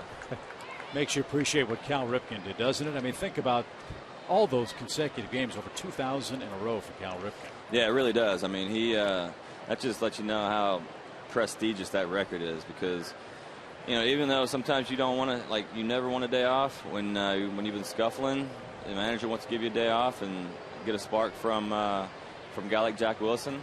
There's nothing much you can do about it. What are you working on right now? What am I working on? Uh-huh. Contact. Hard contact. I'm daydreaming about it, and I'm dreaming about it at night, so it's going to happen. Okay. I've been watching you take some BP, and I know they're not the same, but you're taking some good hacks in BP. You're driving the ball, just not translating to the game, is it? Yeah, no. I mean, it's not. I've had a couple good swings and put together, some good ABs, but the end product has not been there. I've just missing some good pitches to hit, and that's what happens when you struggle, and then they make a better pitch and get you out with it. So. When you're hot, you're not missing those pitches, but I'm real close. I'm right there. I'm feeling great. So I think tomorrow's going to be the day when I get back on track. Bouncy ball toward third. Chipper will throw on the run, and he gets Espinosa with a good play for the first out. Anthony Varvaro, by the way, is the third Atlanta pitcher. He's answering the AT&T call to the bullpen. I will say this, Dan, even with the lack of contact, as you called it, you are drawing your walks. But that's not as fun as hitting the ball hard, as you said, is it? It really isn't, you know. And people were asking me if you'd rather hit a home run or make a diving play. Man, homer any day of the week. I want a loud sound coming off my bat. You know, the walks are, you know, great for your team. You know, and when they're not giving you much to hit, you know, you got to take your walks. And anytime you get on base, it's positive for your team. How hard is it to stay patient? I know as a pitcher sometimes you'd go through those lulls and you'd work on things in the bullpen. You'd feel like, all right, man, I figured it out. And then you go out to the mound sometimes and, like Joe was saying, you don't have that carryover onto the field. How hard is it to stay patient sometimes when you feel like you're making the progress? It is. It's extremely hard because, you know, especially when you're an aggressive hitter like myself, I'm up there to swing, you know, like a lot of other guys. And that's what, when you look at guys like Joey Votto, you see him take his walks, and whenever he does get a pitch, he makes him pay for it. And to be patient, you know, day in and day out, at bat after at bat, and then still be aggressive at the same time, it's tough to do. It's, you know, I guess I'm still learning and trying to get that knack for it. So, you know, I've kind of been better at the patient part. Now I need to combine the two. One thing that I've really been impressed with you, Dan, is how stand-up a guy you are. We all know what took place in the first half last year. But on the other side, too, this year, while this June hasn't been the way you've wanted to see it go offensively, it's not affected your glove work at all at second base. And you and Andrelton Simmons have really made some highlight-worthy plays up the middle to really help this Braves pitching staff. So tip of the cap for your defensive work, even though offensively you're not where you want to be right now. Well, I appreciate it, you know, and he makes it easy for me over there. All I got to do is get the ball to him, and he takes care of the rest. You know, he covers so much ground. And one thing I noticed earlier, I mean, I always see him running around out there wherever the ball is hit. But on that ball that took a bad hop on Jack earlier in the game, he was right behind him. What he was doing right behind him, I have no idea. We've noticed that too, Dan, that there are times, and you may not notice it, especially like when you guys are in a shift for somebody. I mean, he's bird dogging you. He stole like 3 ground balls from me the other day. Yeah, we saw that. Yeah. He's you know, you can't say enough about it. He's a talented young kid. He's going to be a superstar for a long time. And he's so far advanced, you know, especially at the shortstop position. But I think there's so much hype around his defense. I don't know if anybody's really gotten to appreciate how good he is offensively as well. I mean, his bat stays in the path a long time, and you know, he puts together good at bats and puts the ball in play. I want to ask you to compare him if you can, and I'm not making this as a person-to-person comparison, but in your days with the Marlins, how does Andrelton Simmons stack up with Hanley Ramirez? They're both amazing ball players. In the short time I've gotten to play with Andrelton, you know, it looks like he just does everything right. You know, I mean, his energy, his playmaking ability, and the ability to put the bat on the ball. You know, and it's up there with, I would say, Starlin Castro. Hanley Ramirez is kind of in a class by itself. It's hard for me to compare anybody to him. I think Andrelton's got him defensively, but offensively, Hanley's one of the best I've ever seen. He can do everything. You know, he hits the ball from foul pole to foul pole. He can steal 50 bags in a season, hit 330. But I mean, time will tell. Time will tell what this kid can do. We appreciate you coming on with us, and we know that tomorrow will be the day too. I appreciate it, guys. Always a pleasure. Steven Strasburg, fastball right down the middle. You're going to get one tomorrow. Well, let's hope so. I'll be on time. All right. Thank you, Dan. All right, guys. Thank you. Enjoy the night. That's Braves second baseman Dan Uggla, and rare night off for him. And he'll be ready to go in Game 2 of the series here tomorrow afternoon as Ross Detweiler, now a 1-1 count.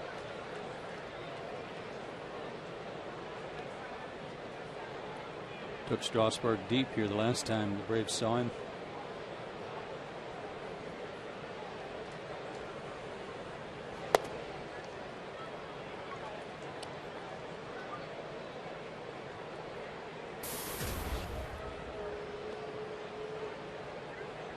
Detweiler has one of the 10 Washington hits.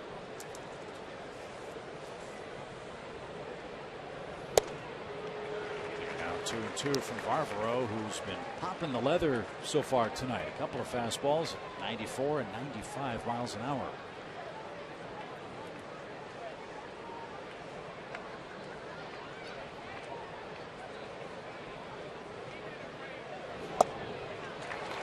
That one at 92, and it retires the side in order. The Braves have their first 1-2-3 defensive inning and send the middle of the order up, down 4-0 here in the 6th.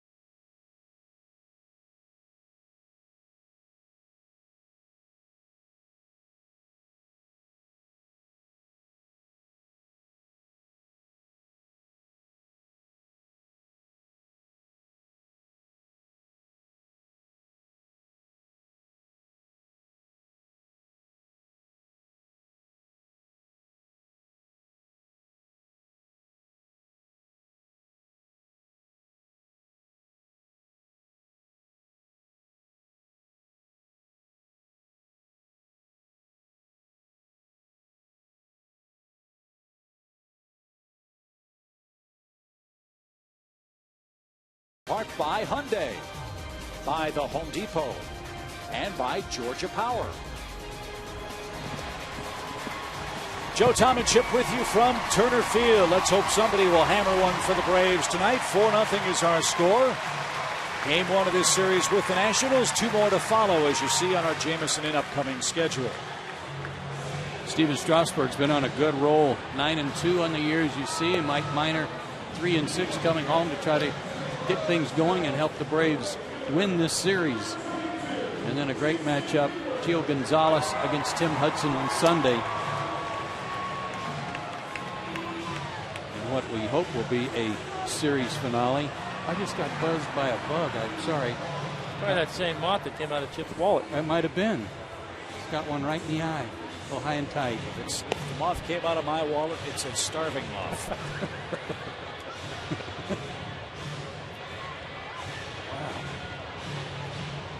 How about the job Detweiler's done tonight? Another terrific start by a Washington starting pitcher this year. No runs allowed in his last 17 innings in 1/3. And this man, in now 28 innings and 2/3, has never allowed a homer to the Braves. Well, think about this. He's the guy they kicked to the bullpen to make room for Chin-Ming Wong. Yeah. So if that tells you anything about their other 4. They've got a lot of pitching depth. And that's with or without Steven Strasburg. Again, if they go that route, the Nationals feel like they have some capable substitutes come September or perhaps postseason play. And you say he's never given up a homer to the Braves. That's what he said. Never. Time for our SunTrust solid performance. Has to do with Braves first batters in an inning. A .347 on base percentage is the best in Major League Baseball. Like to parlay those into a ton of runs. They're 4th in the league in runs scored. We're getting to the point of the game where somebody in this big crowd's got to shout out in a quiet lull. Tell Detweiler he's throwing a shutout tonight. Rattle his cage a little bit. Wow, just 2 hits.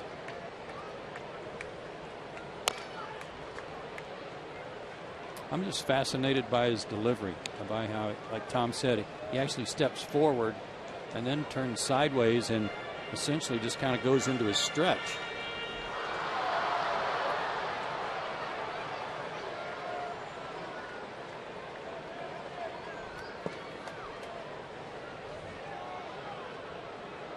All the way over on the third base side of the rubber. And a broken bat liner to second. Hayward saw it off. One away in the sixth.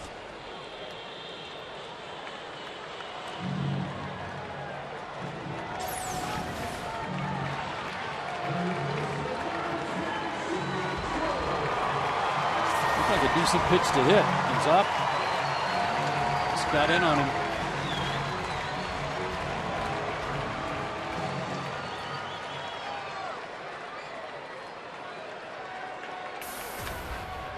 Chipper's 0 for 2.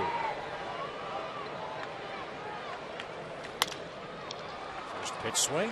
Desmond at short. Loads up. And gets his man for the second out. Hope our friends at Georgia Power are hanging in there with this hot weather all across the southeast. And this would be a good time to call them for a free in-home energy audit performed by an energy expert.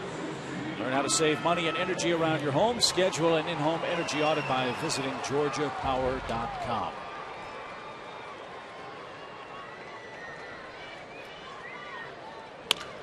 Up the middle, it's off the pitcher's leg and rolls right to second to retire Brian McCann. 1-4-3 the putout. Detweiler's all right, and he's shutting out the Braves as we go to the seventh.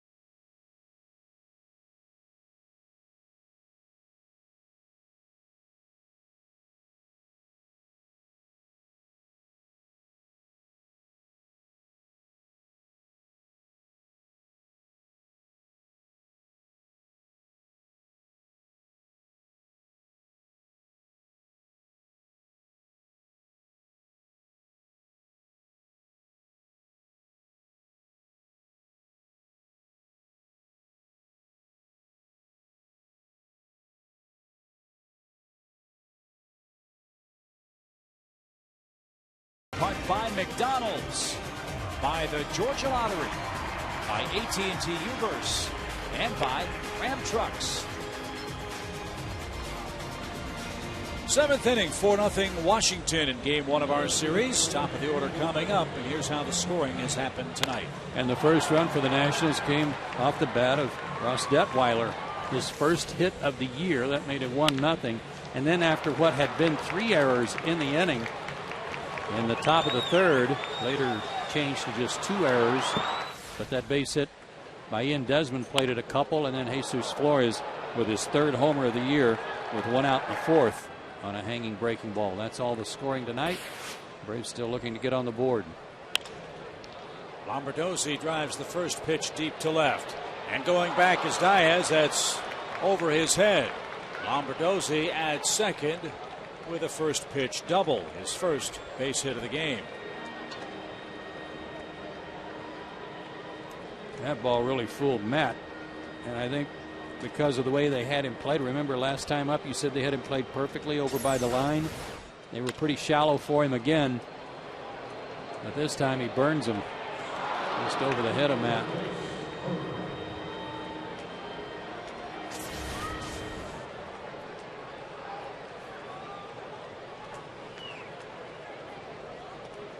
Here's Harper. Bryce is 1 for 3.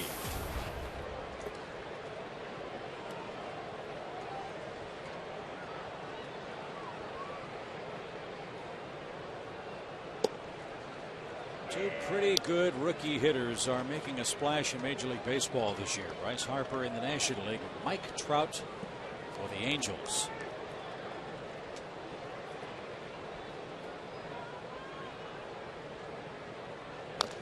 Trout is having an unbelievable season for the Los Angeles team in the American League. The Halos are 4.5 games out of first place and have won 14 of their last 15 road games. They're in Toronto tonight. When we were into Anaheim playing in interleague play, was it 2 summers ago, they were talking about Trout, and Trumbo had just gotten there, and they said, yeah, well, wait till Trout gets here and check him out. Well, he's here.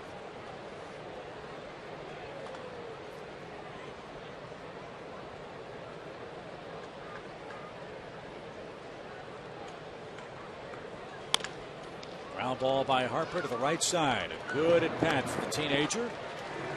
And moving to third is Lombardozzi with 1 out. All season long, Braves baseball on Peachtree TV is presented by Academy Sports and Outdoors. The right stuff and the low price. We approach 10 o'clock in the East. Watch Harper go back to the dugout. He'll be greeted there just like as if he drove in a run for doing the right thing and getting the runner over.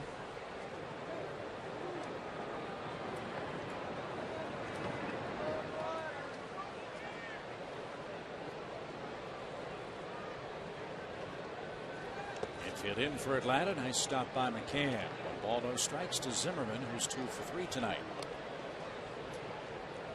Tom, when you see a guy with this high a leg kick like Zimmerman, and it's certainly a timing device for him, is there any one place you go or pitch you select to try to throw his timing off? Well, you know, it's typically that big a leg kick, there's a little bit of room above their hands, but you better be careful to get it above their hands, and then obviously try to off-speed them as much as you can out of the zone. You know, you can't just go all off-speed, but you know, try to show him the fastball here and there to get to speed his bat up a little bit, and then try and get him to offset that timing with something off-speed down or down in the dirt.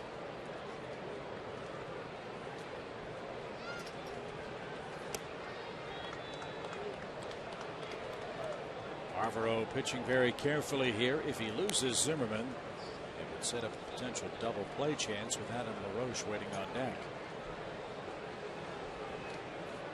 Might put him on. Nope.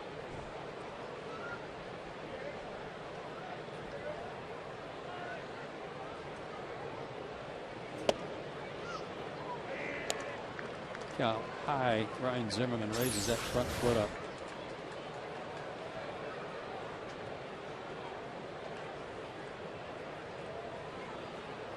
Similar to Darryl Strawberry back in the day. That's a good one.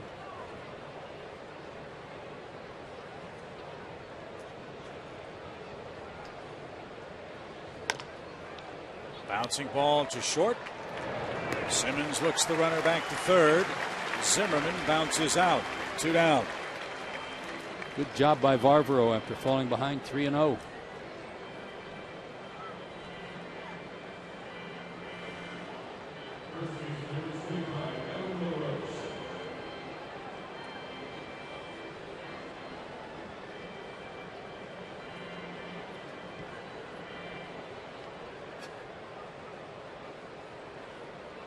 Adams 0 for 3, but he's scored a run.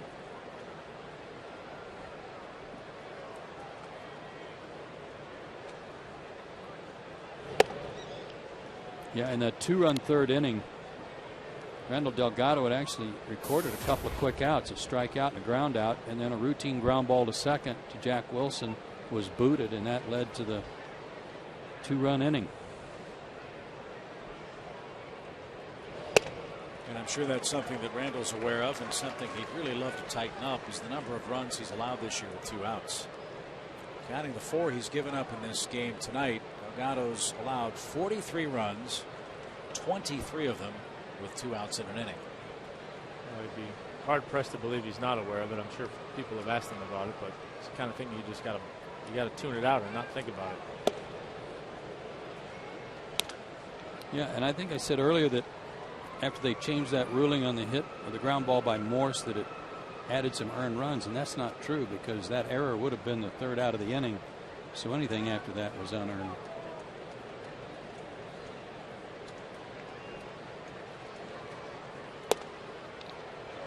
Good pitch outside corner. LaRoche disagrees. And the count to Adam now, 2 balls, 2 strikes. He hasn't liked that pitch all night. Ted Barrett called one on him earlier tonight. That one looked low.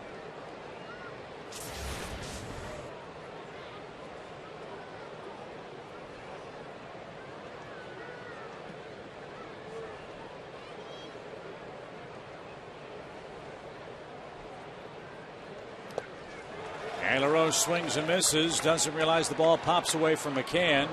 And the peg to first in time to retire the side. Nice bit of pitching by Barbaro, who allows a leadoff double. 7th inning stretch. 4-0 Nationals.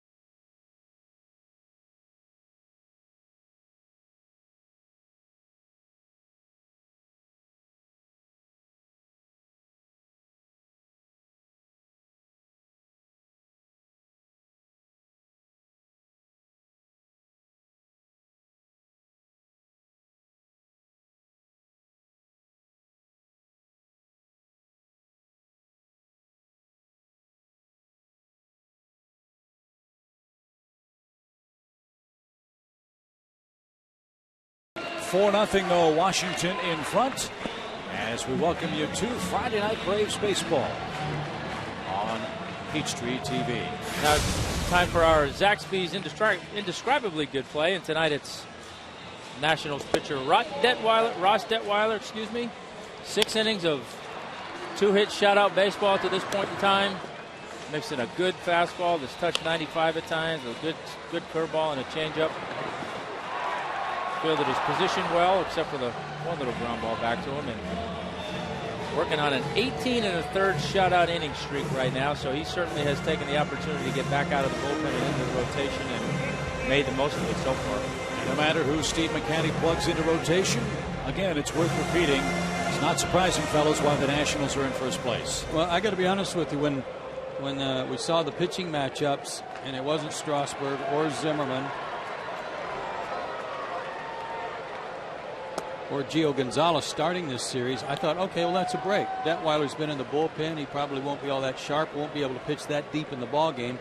And here he is in the 7th, and he is dealing.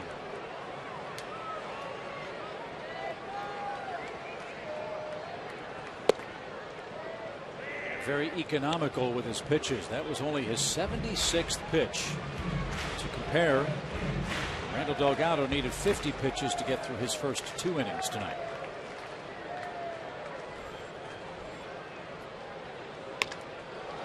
Diaz skies one to center field. That one is deep, but playable for Harper on the warning track. I saw this guy throw 79 pitch complete game. Does that sound right? Yes. Over at the old ballpark. What was unique about that game? Just early swings? Yeah, that's all it was. Is they were, it was against the Mets. Frank Viola, I think we both went complete games. I don't think he threw too many more pitches than I did, but it was one of those games where everybody was going in there aggressive. We were both throwing strikes and making guys put the ball in play, and there just wasn't a lot of hits.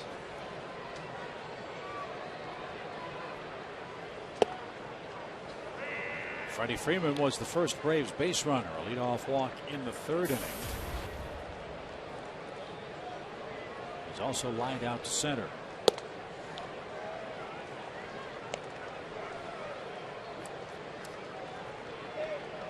I don't think they'll be moving him back to the bullpen anytime soon.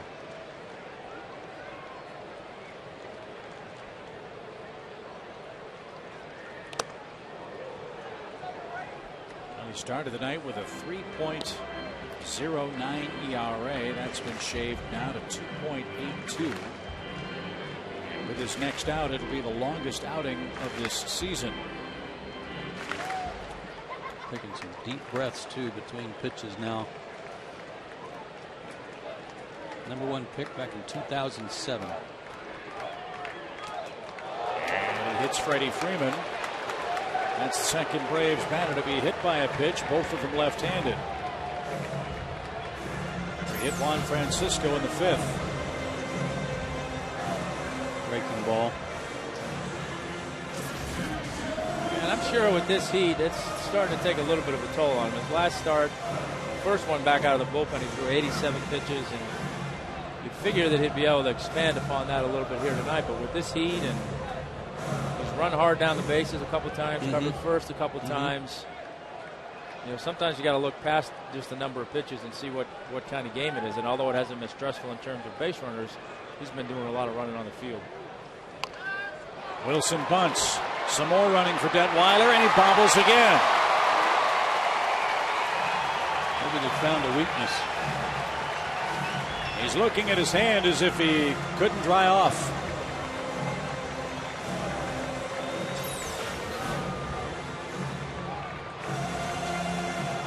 Well, he did everything right. As a left-hander, when that ball is bunted down the line like that, you've got to come around it and try and field it as you're simultaneously getting your feet into position. He just didn't make a good transfer from the glove with the ball. That ought to be a base hit. I already marked it down as a base hit. So Detweiler in some trouble here. 2 on, 1 out. Welcome you to Friday Night Braves Baseball on Peachtree TV. It's presented by Blimpie. Martin Prado will now be announced as a pinch hitter. Martin did not start tonight. Felt a little discomfort, some slight discomfort in his right hamstring. It's not considered serious. But Freddy Gonzalez would also get Matt Diaz in a bat or two against the left-hander Detweiler. So Martin didn't start, but he can make an impact with a pinch hit here in the 7th inning.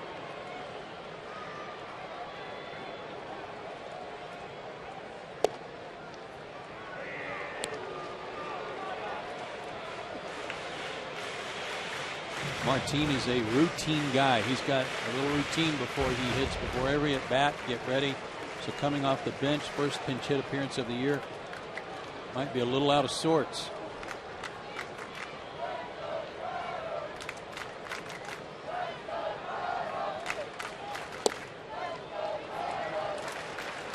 You look at the numbers for Prado, you really like this matchup. In his career, Martin Prado is 6 for 12, 3 doubles, and a triple against Ross Detweiler. Well, complete the cycle, hit a homer. Good call.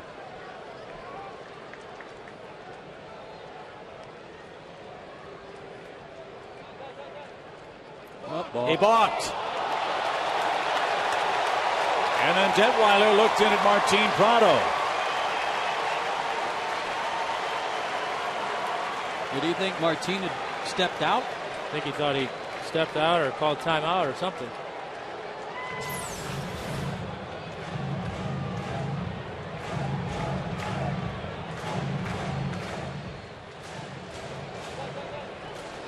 That's what it was. Martin was calling time, but he wasn't given time. That's what he heard. And remember, time is not something automatic. It has to be granted by the umpire. You can ask for time all you want, but until the umpire signals the ball's not in play, all bets are off.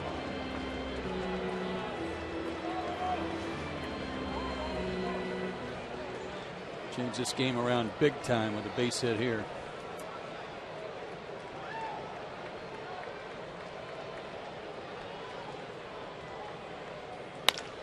Hot shot, and it's a base hit. That'll score one. Runners at first and third with one out. A pinch hit single and an RBI for Martin Prado.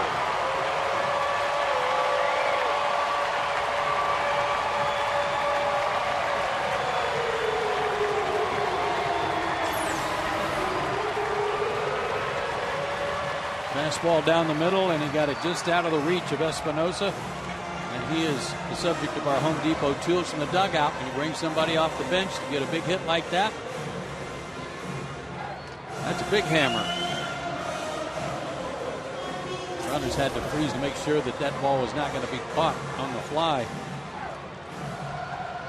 That's the 9th pinch hit RBI for the Braves this season. And now Steve McCaddy is on his way out to visit with Detweiler. Nobody's been throwing in their bullpen. They're just now getting busy.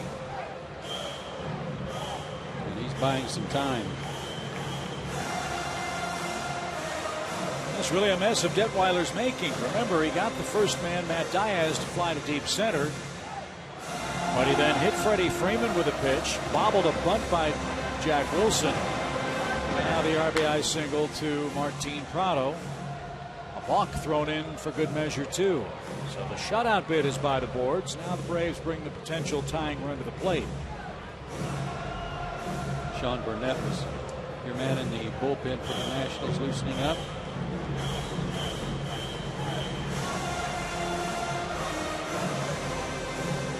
So anything other than a double play ball here, and Michael Bourne's awfully tough to double up, but anything other than that, and you cut the deficit in half.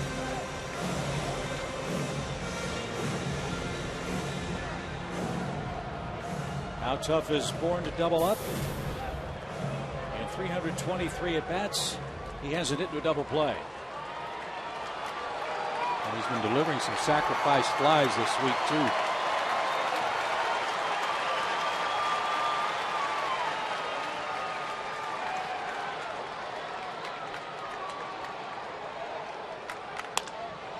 Fly ball left. That'll be caught by Lombardozzi. Tagging from third is Wilson. It's a 4-2 game. And Bourne does deliver a sacrifice fly, his 28th run batted in.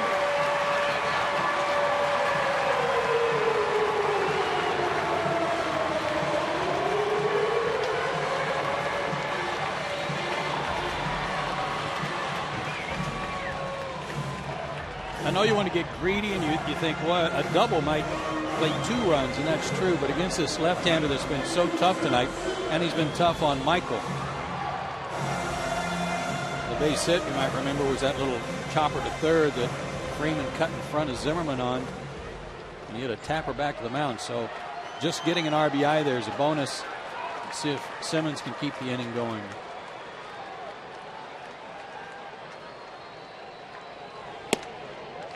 The Braves have taken care of Detweiler's 18 2/3 innings scoreless streak. Now let's see if they can get the game tied. It's 4-2 now in the 7th.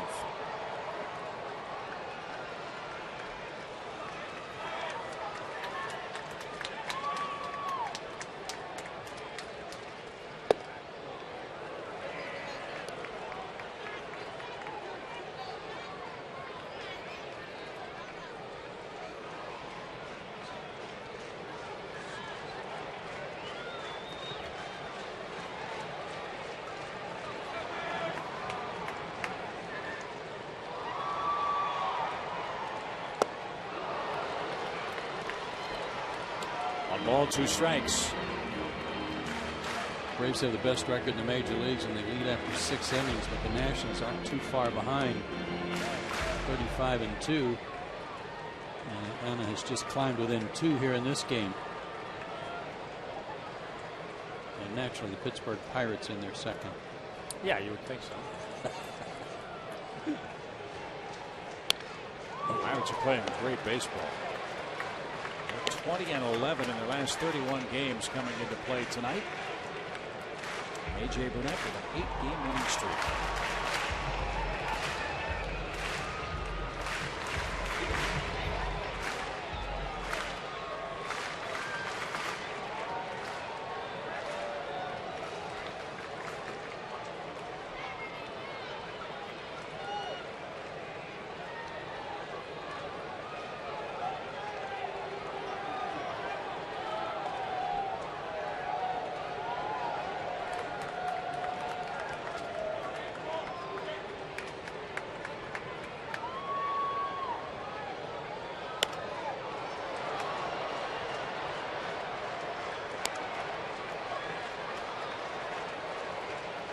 Braves really held the Diamondbacks down until last night when Diamondbacks were able to rally and win.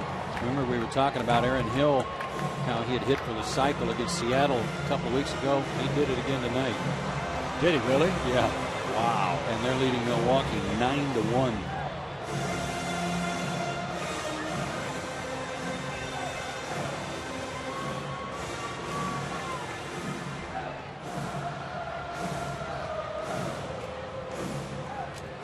Last time a man hit for the cycle twice in one season was 1931. Babe Herbin of the Brooklyn Robins did it. High fly, deep left. That ball's got a chance. That ball is gone. We're tied.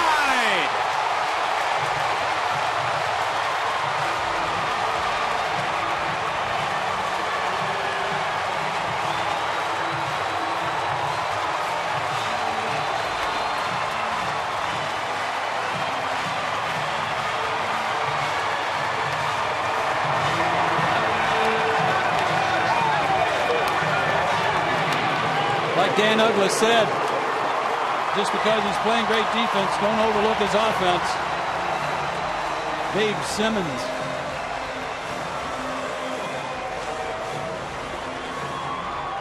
On a 1-2 pitch.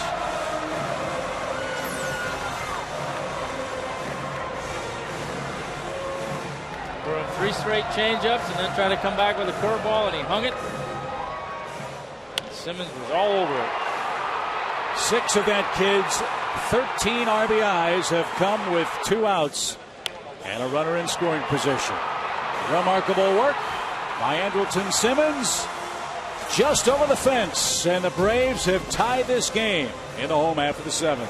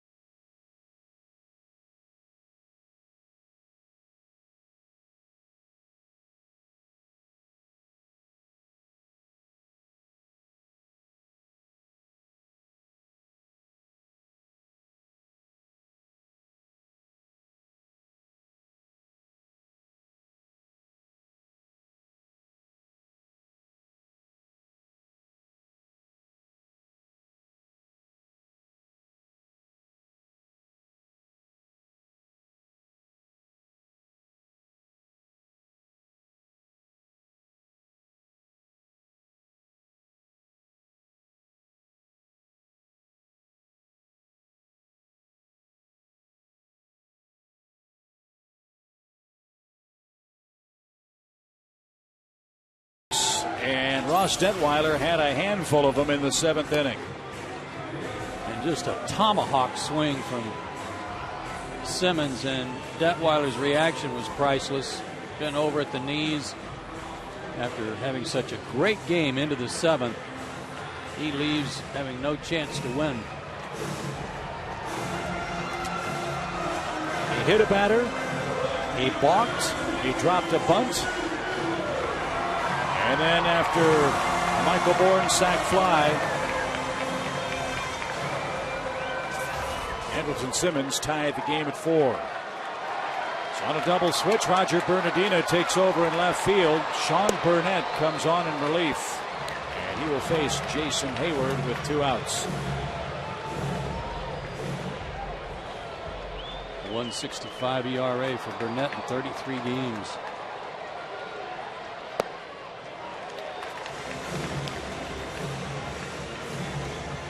The overall numbers: strikeout per inning and only 7 walks.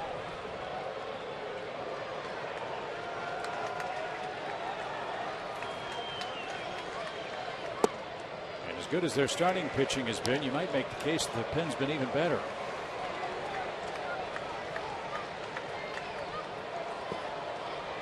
.208 strikeouts and 229 relief innings for the Pensmen for the Nationals.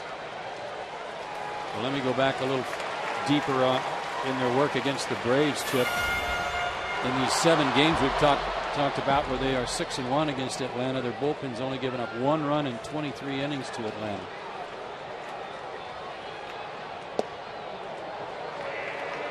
Crossfire action, mighty tough to hang in there. His fastball high 80s into 90, 91. And then that sidearm curveball that's hard to stay hooked up to.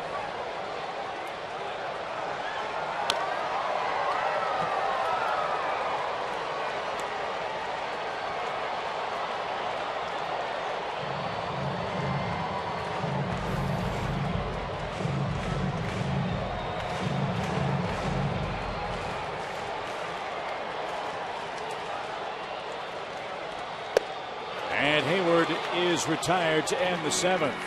But the Braves score 4 times. The big blow, a game-tying 2-run homer by shortstop Andrelton Simmons, his 3rd in the big leagues. And the Braves have new life, trying to gain a game on the first-place Nationals.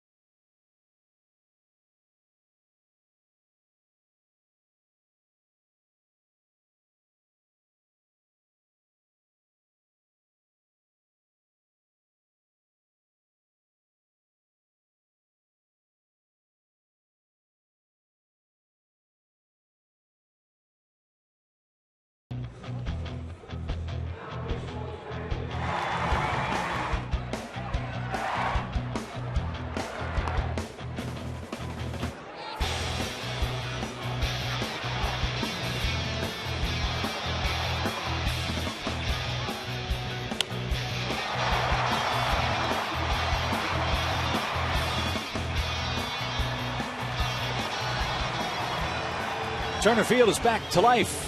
And the kid shortstop Andrelton Simmons provided the excitement with a game-tying homer. 4 7th-inning runs. And the Braves will turn things over now to Martin Prado, who's in at second base for the first time in a long while. And a man answering the AT call to the bullpen is Chad Durbin.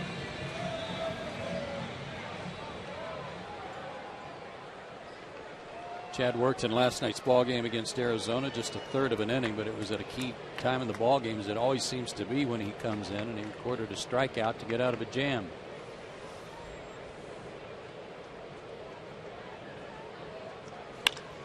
Mike Moore's first pitch swing drives it a mile to deep right center field, and it's gone. And just like that, the Nationals are back in front on a 4-for-4 night for Michael Morse.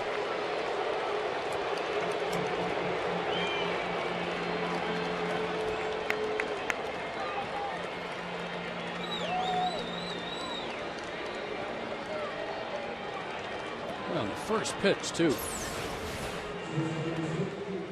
That's an ambush right there. I look like that little cutter. Uh-huh. That's a good swing right there. Stayed on it and drove it opposite field. He is so strong. He hit 31 homers last year. Morse has his third this season. Another first pitch swing.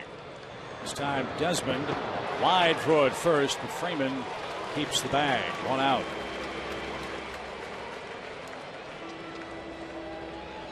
I mean, it only took one swing, of course, but this was something that Freddie Gonzalez lamented on the road trip in Boston, especially, that the Braves would fight back, get close, and then needing a shutdown inning after the Braves scored, couldn't get it.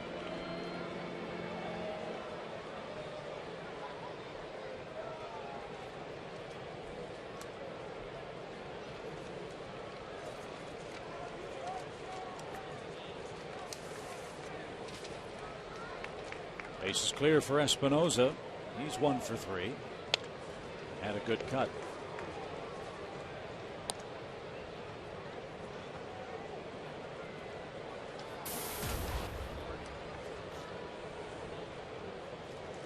So the first homer allowed by Durbin since May the 7th. It puts Washington back in the lead 5-4 now, 8th inning.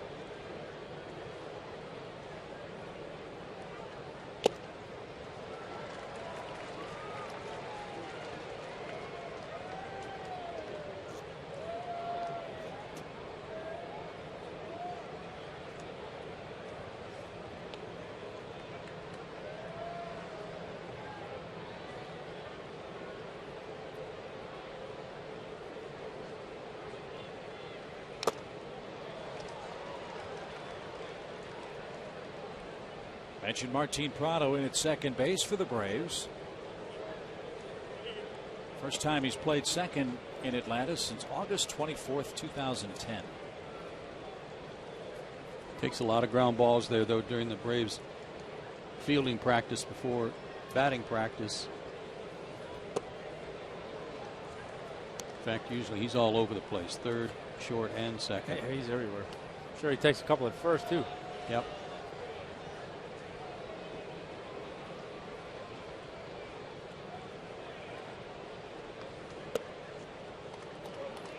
Two balls, two strikes.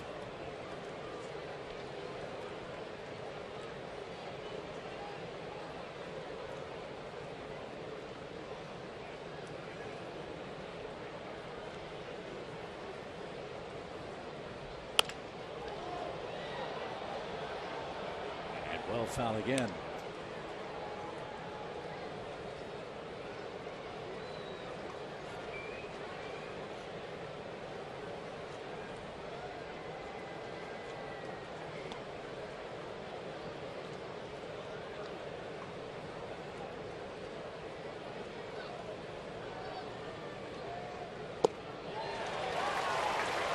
Good pitch for the second out.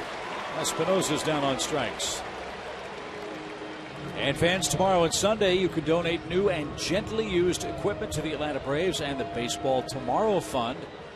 The equipment is being collected in Monument Grove until the end of the second inning. All that baseball equipment will benefit local Little Leagues. So we ask you to please donate this weekend.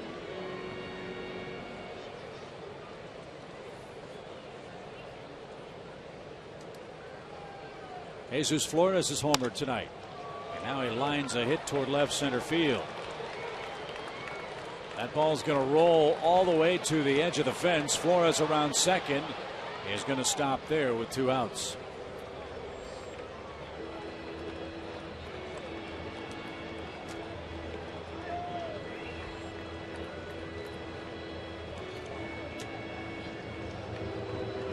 You almost need a surveying tool to place that one better than Flores rolling that one all the way between Bourne and Diaz.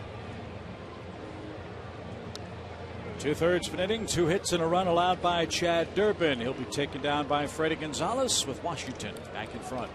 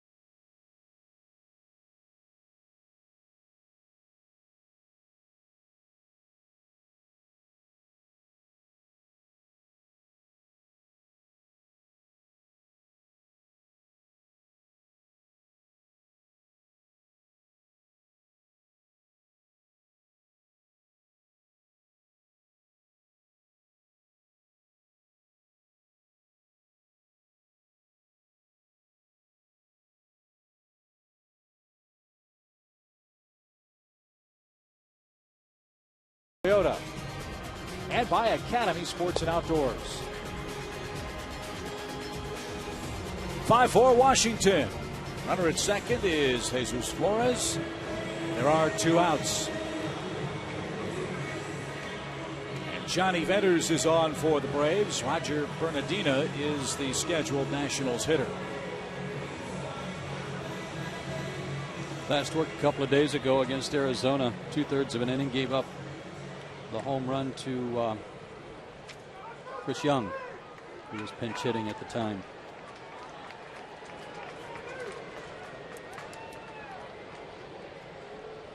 Bernardina hitting .234. And 1 ball, no strikes.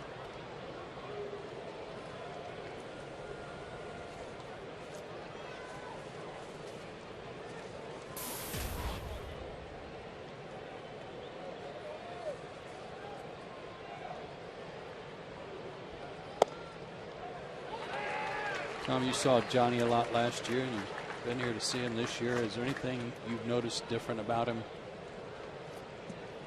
You know, with his delivery the way that it is, it's hard to really pinpoint anything. You know, I mean, obviously his command hasn't been what it was last year. Up the middle, Simmons knocked it down and will keep Flores from rounding third and scoring.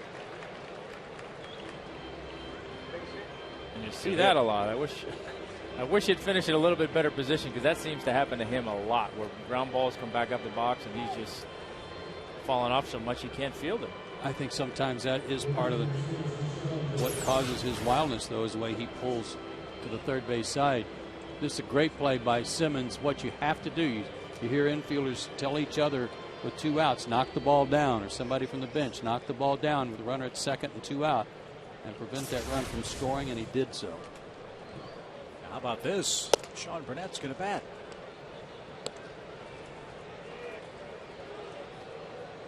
It looks like he's going to stay in the game, not to pitch to Chipper, but to pitch to McCann, who follows Chipper in the bottom of the inning. Well, their pitching staff can hit a little bit, so not that he can. But.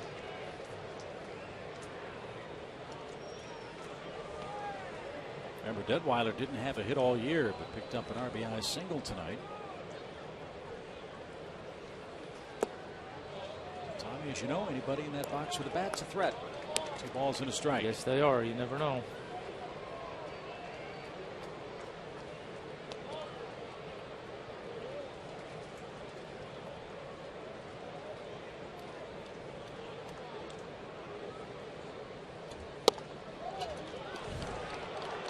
Three and one to the pitcher.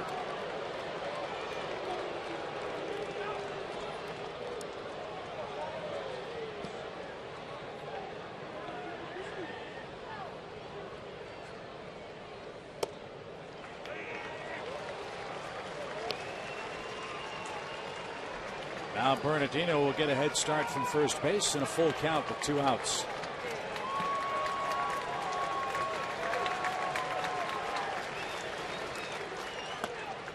He walked Sean Burnett.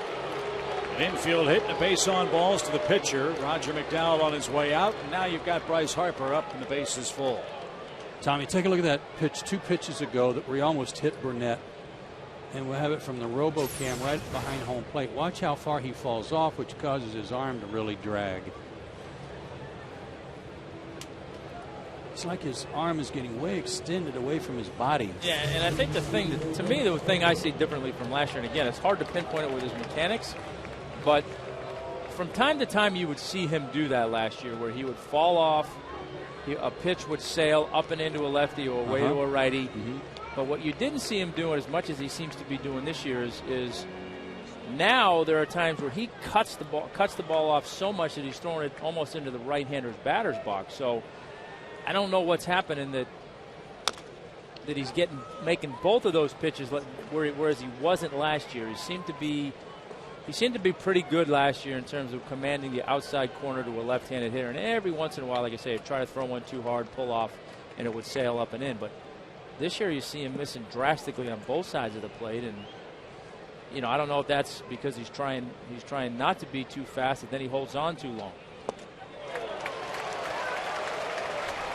And I'm sure a big part of it too is in his mind, he knows he's not pitching the way he wants to, and he's trying to figure stuff out. And when he throws one up and in, then he's going to make the adjustment to try and hold on a little longer to get it to the outside corner, and then you're constantly going back and forth. Harper gave up on that pitch, but it missed. 1 ball, 2 strikes. Yeah, and I don't think that's where they wanted that pitch. Mack was set up outside, it looked like, and that stayed over the middle of the plate, but low.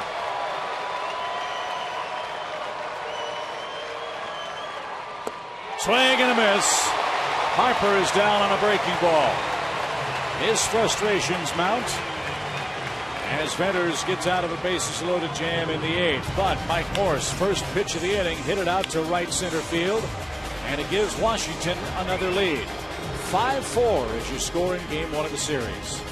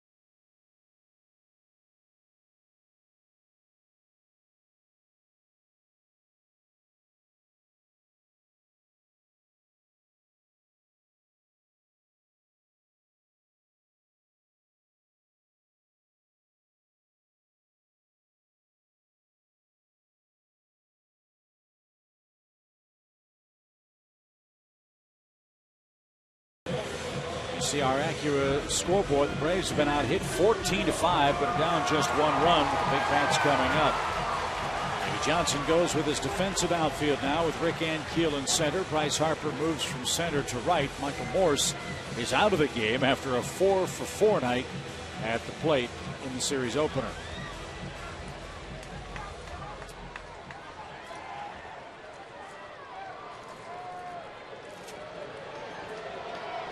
Like this matchup.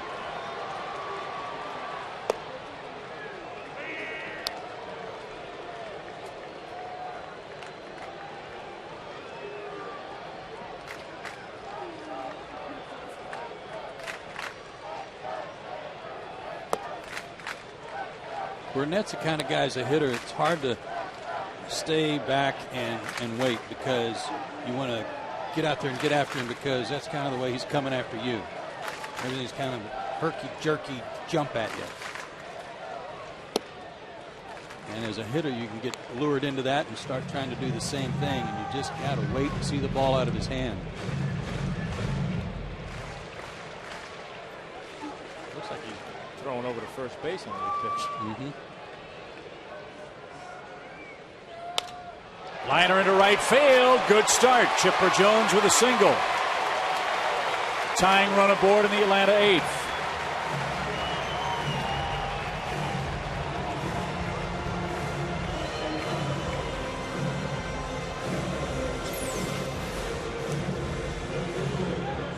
Well, like I said, they weren't leaving him in to pitch to Chipper. They wanted him to pitch to McCann. They still have another lefty down there, and Mike Gonzalez. We'll see how this matchup works here. And it's Tyler Clippard beginning to loosen. And a strike to Brian McCann. Braves catcher tonight is 0 for 3.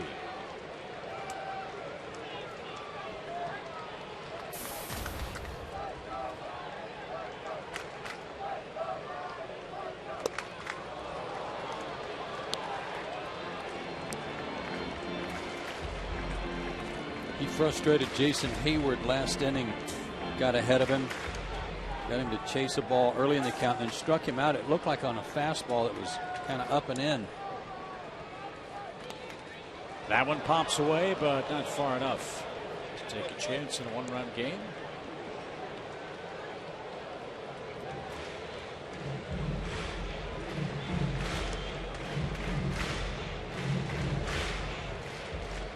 I tell you, to lose Wilson Ramos and have a guy like Jesus Flores step in and do what he's done for this club is pretty impressive.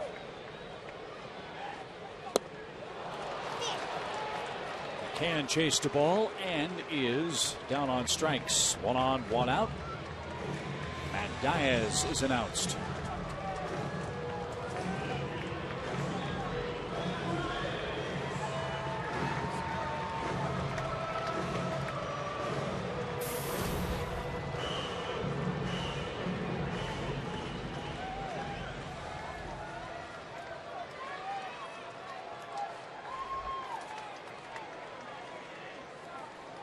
Some kind of approach Matt takes here with a big hole on the right side. Here's a rare lefty that has given Matt trouble. It's 1 for 6 lifetime against Burnett.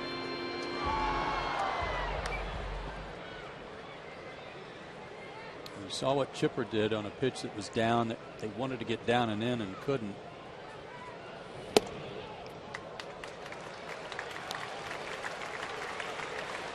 Watch Matt's bat.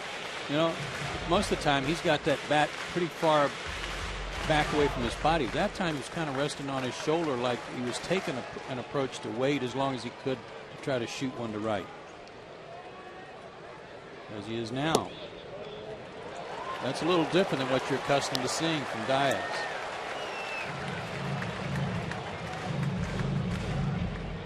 It's worked the count to 3-0.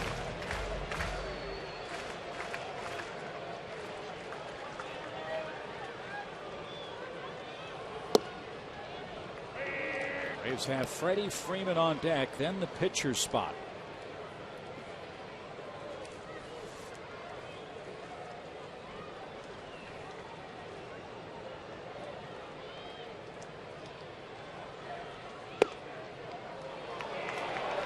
3-0 to 3-2.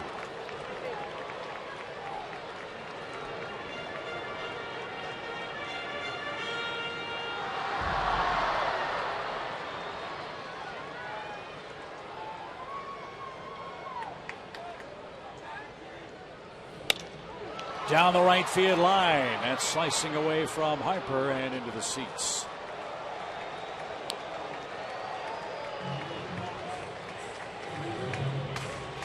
Should the lineup get down to that pitcher spot for Atlanta, by my count, Atlanta has David Ross, Eric Hinsky, and Dan Uggla left on the bench.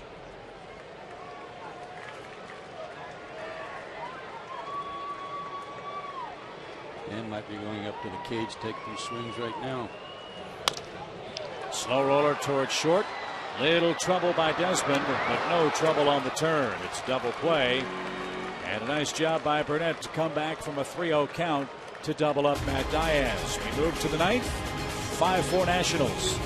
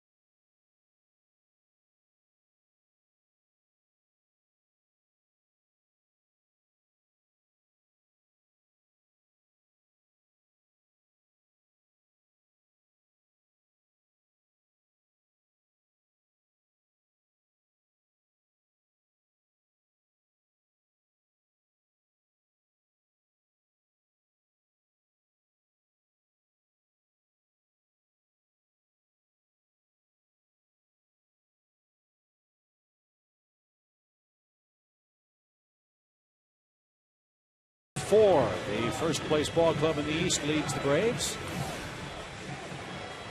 Big comeback for Atlanta. Andrelton Simmons tied it at 4-4.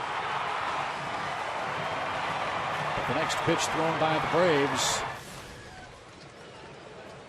also left the park. What a night for Mike Morse. 4 for 4, a home run, 3 runs scored. Got to hold him right there.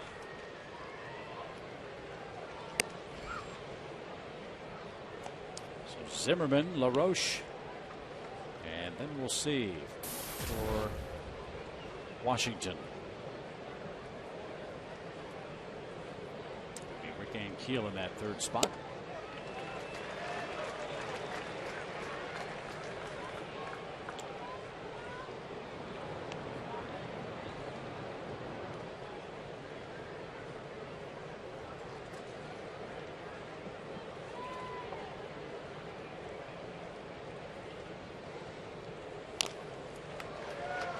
Got McCann on the way by.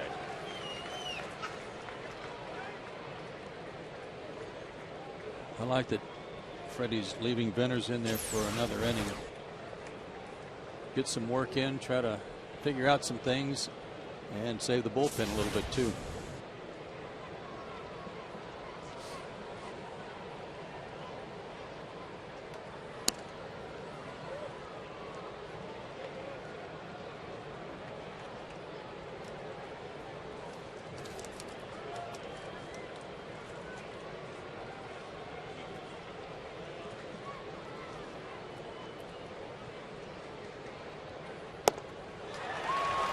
There's a good start.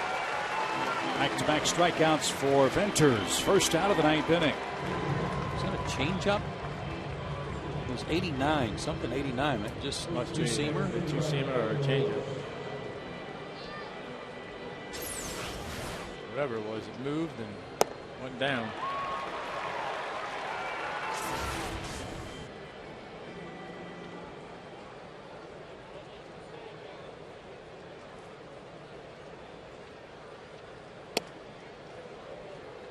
LaRoche moves off the plate.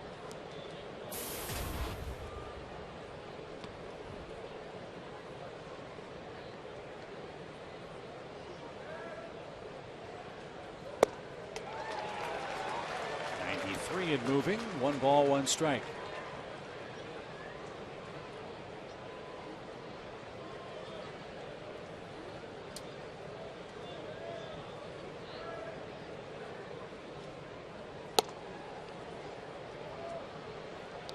Johnny Venters is not a comfortable at bat for a left-handed batter because of the way he falls off, and because when one does get away, it comes way into your box. Makes it hard to hang in on that pitch. That was a Johnny Venters slider there. Good one.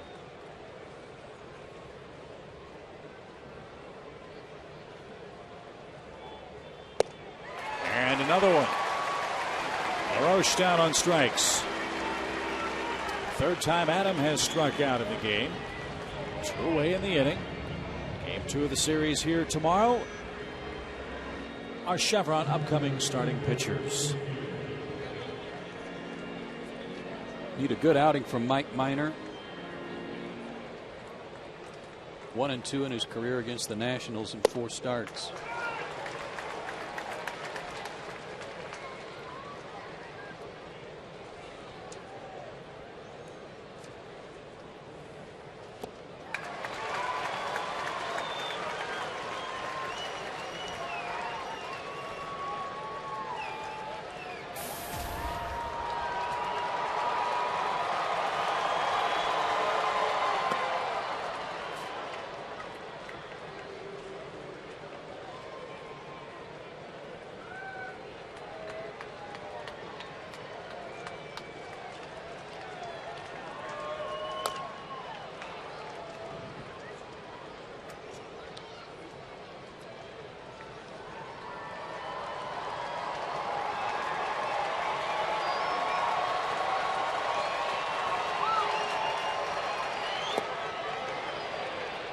Swing.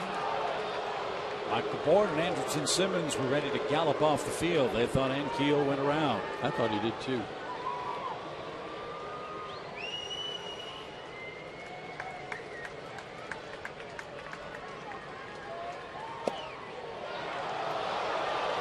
Another pitch that the Braves thought was strike 3.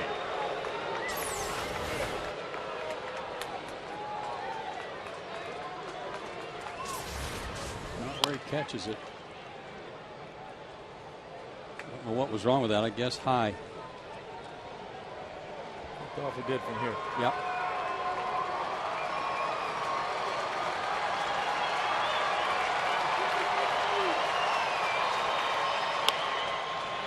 Little flare over first off the bat of Ankiel.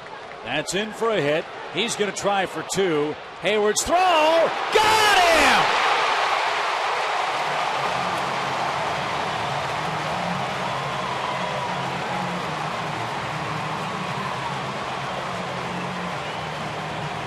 I didn't think he had any chance at all. On the fly, a little help from Anderson, and got him on the leg. Whew.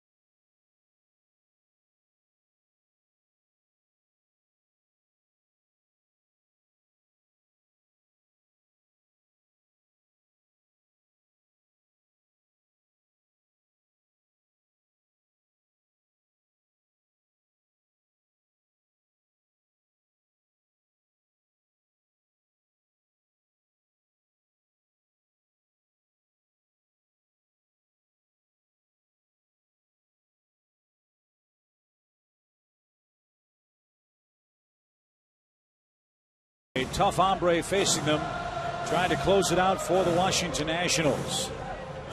Drew Storen is out with injury, and Tyler Clippard, Joe, has stepped in and done a remarkable job as the Nationals closer. Well, remember, too, they had Henry Rodriguez, who throws 100 miles an hour. He was closing a little bit, and then he got wild, injured a finger. They put him on the DL, and Tyler Clippard's gone 12 for 13 since. Great numbers in his career against Atlanta. He's another guy that's all elbows and kneecaps.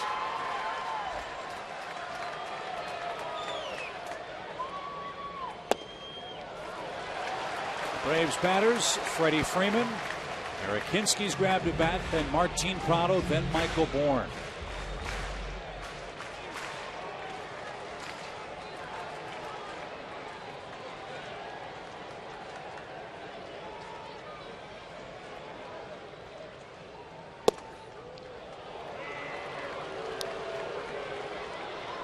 Bernardina and Ankiel are playing in Alpharetta. Look how deep they are. I mean, they're 3 steps shy of the track.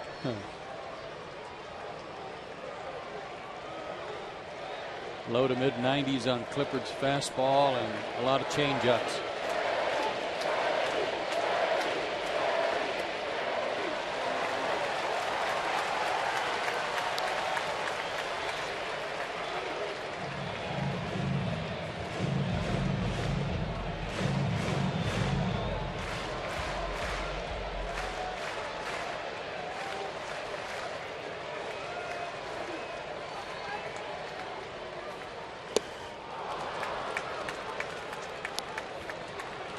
From a 93 fastball to an 81 changeup.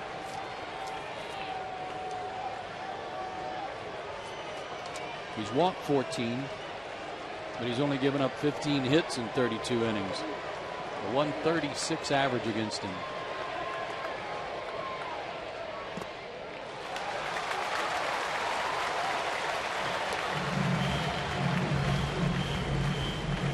Balls, 2 strikes. That was a horrible changeup. I wonder if he'll have the confidence to try to throw another one for fear of making a mistake, or if Freddie can jump all over this heater.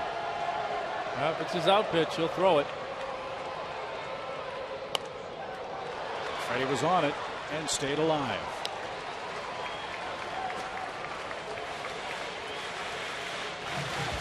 Question now is, will he throw it again?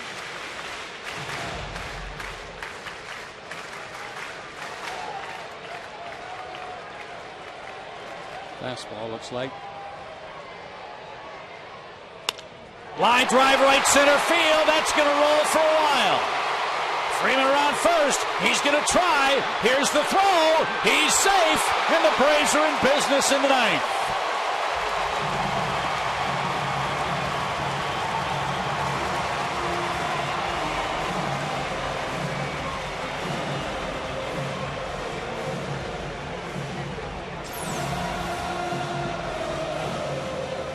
If you back up and play in Alpharetta, one of the hazards is that if there's a single to Sandy Springs, it might turn into a double.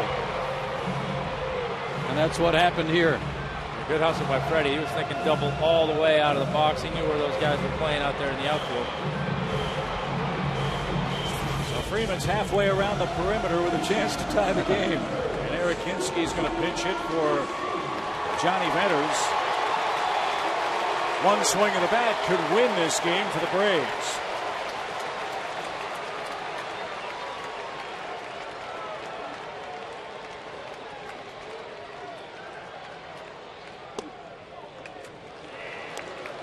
That was Freeman's first hit ever off Clippard. Hinsky's looking for his first hit against Clippard, and Prado on deck likewise. Braves tonight, though, 3 for 8 with runners in scoring position. They need a couple more. Maybe just one more.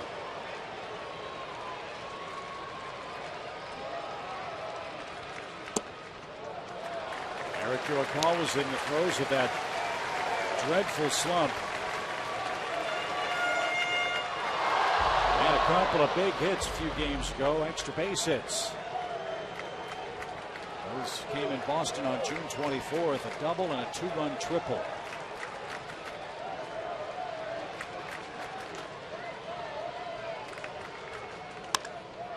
Fly ball center. And Keel drifts over. He's got a cannon for an arm. You're not going to challenge him. And Hinsky flies out for out number 1. Martin Prado, the hitter.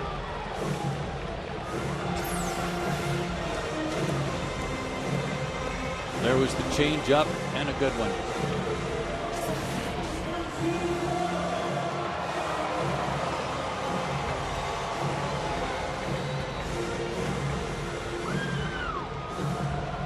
Fellas, I'd say he's due. Definitely. More than due. Trade places with Freddie. Give Michael a shot.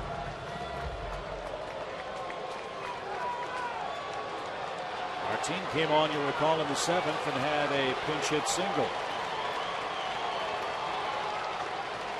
Chance for another multi-hit game for Prado, and he didn't even start tonight.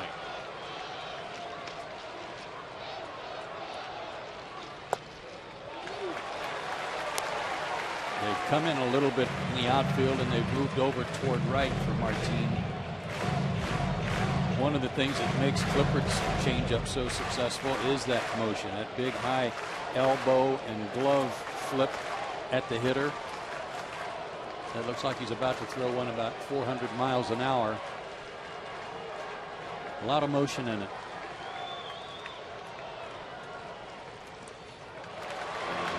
Good stop Flores. Good eye Prado. 2 balls, no strikes.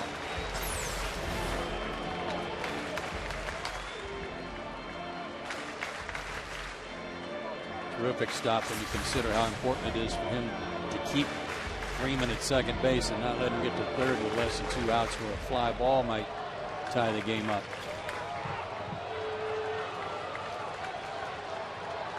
2 change-ups in the dirt.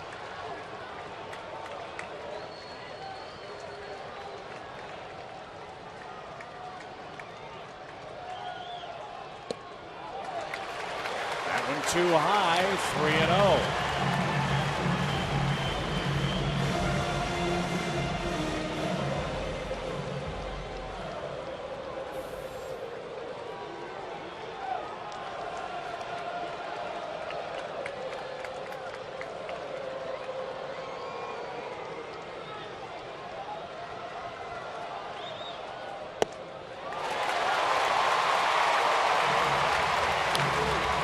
The winning runs at first with 1 out.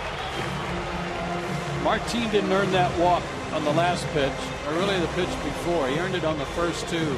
Not being over aggressive, trying to get that guy in, and making sure that Clippard gave him a pitch to hit, get the ball up, and he did not offer those 2 change-ups that were down low.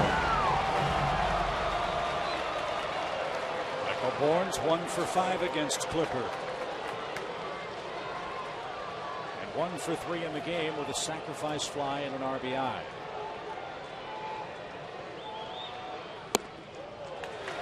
Mentioned how good an arm Harper has. Braves fans know all about Rick Ankiel. I can't remember, Joe, about Bernardina in left.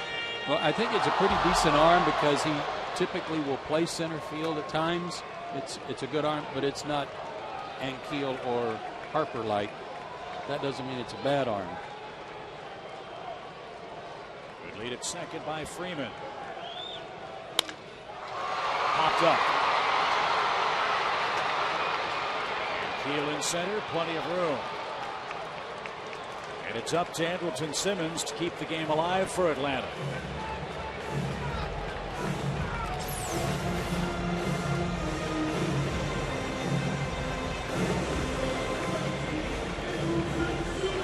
Two change-ups to left-handed hitters, one to Hinsky and one to Bourne, that were in similar spots and both popped up. Simmons electrified the crowd last time up.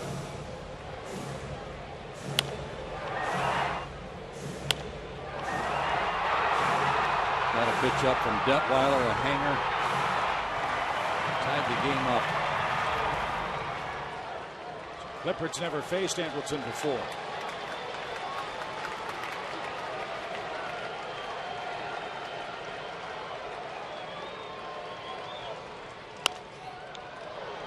Up over the Braves dugout, strike one.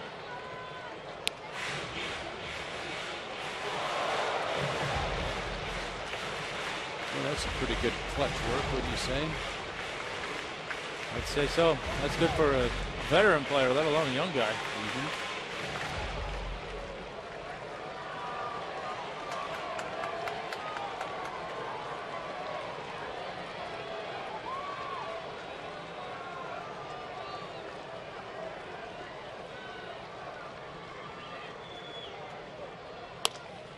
Fly ball, shallow right. Harper's coming on. He's going to get there. And the Nationals have beaten the Braves in game 1 of the series. Mike Morse with an 8th inning leadoff homer proves the difference. And the Nationals have won 4 straight games here at Turner Field and extend their lead over the Braves in the East to 4 1/2 games. 5-4 is tonight's final from steamy Turner Field in Atlanta. We'll have more after this.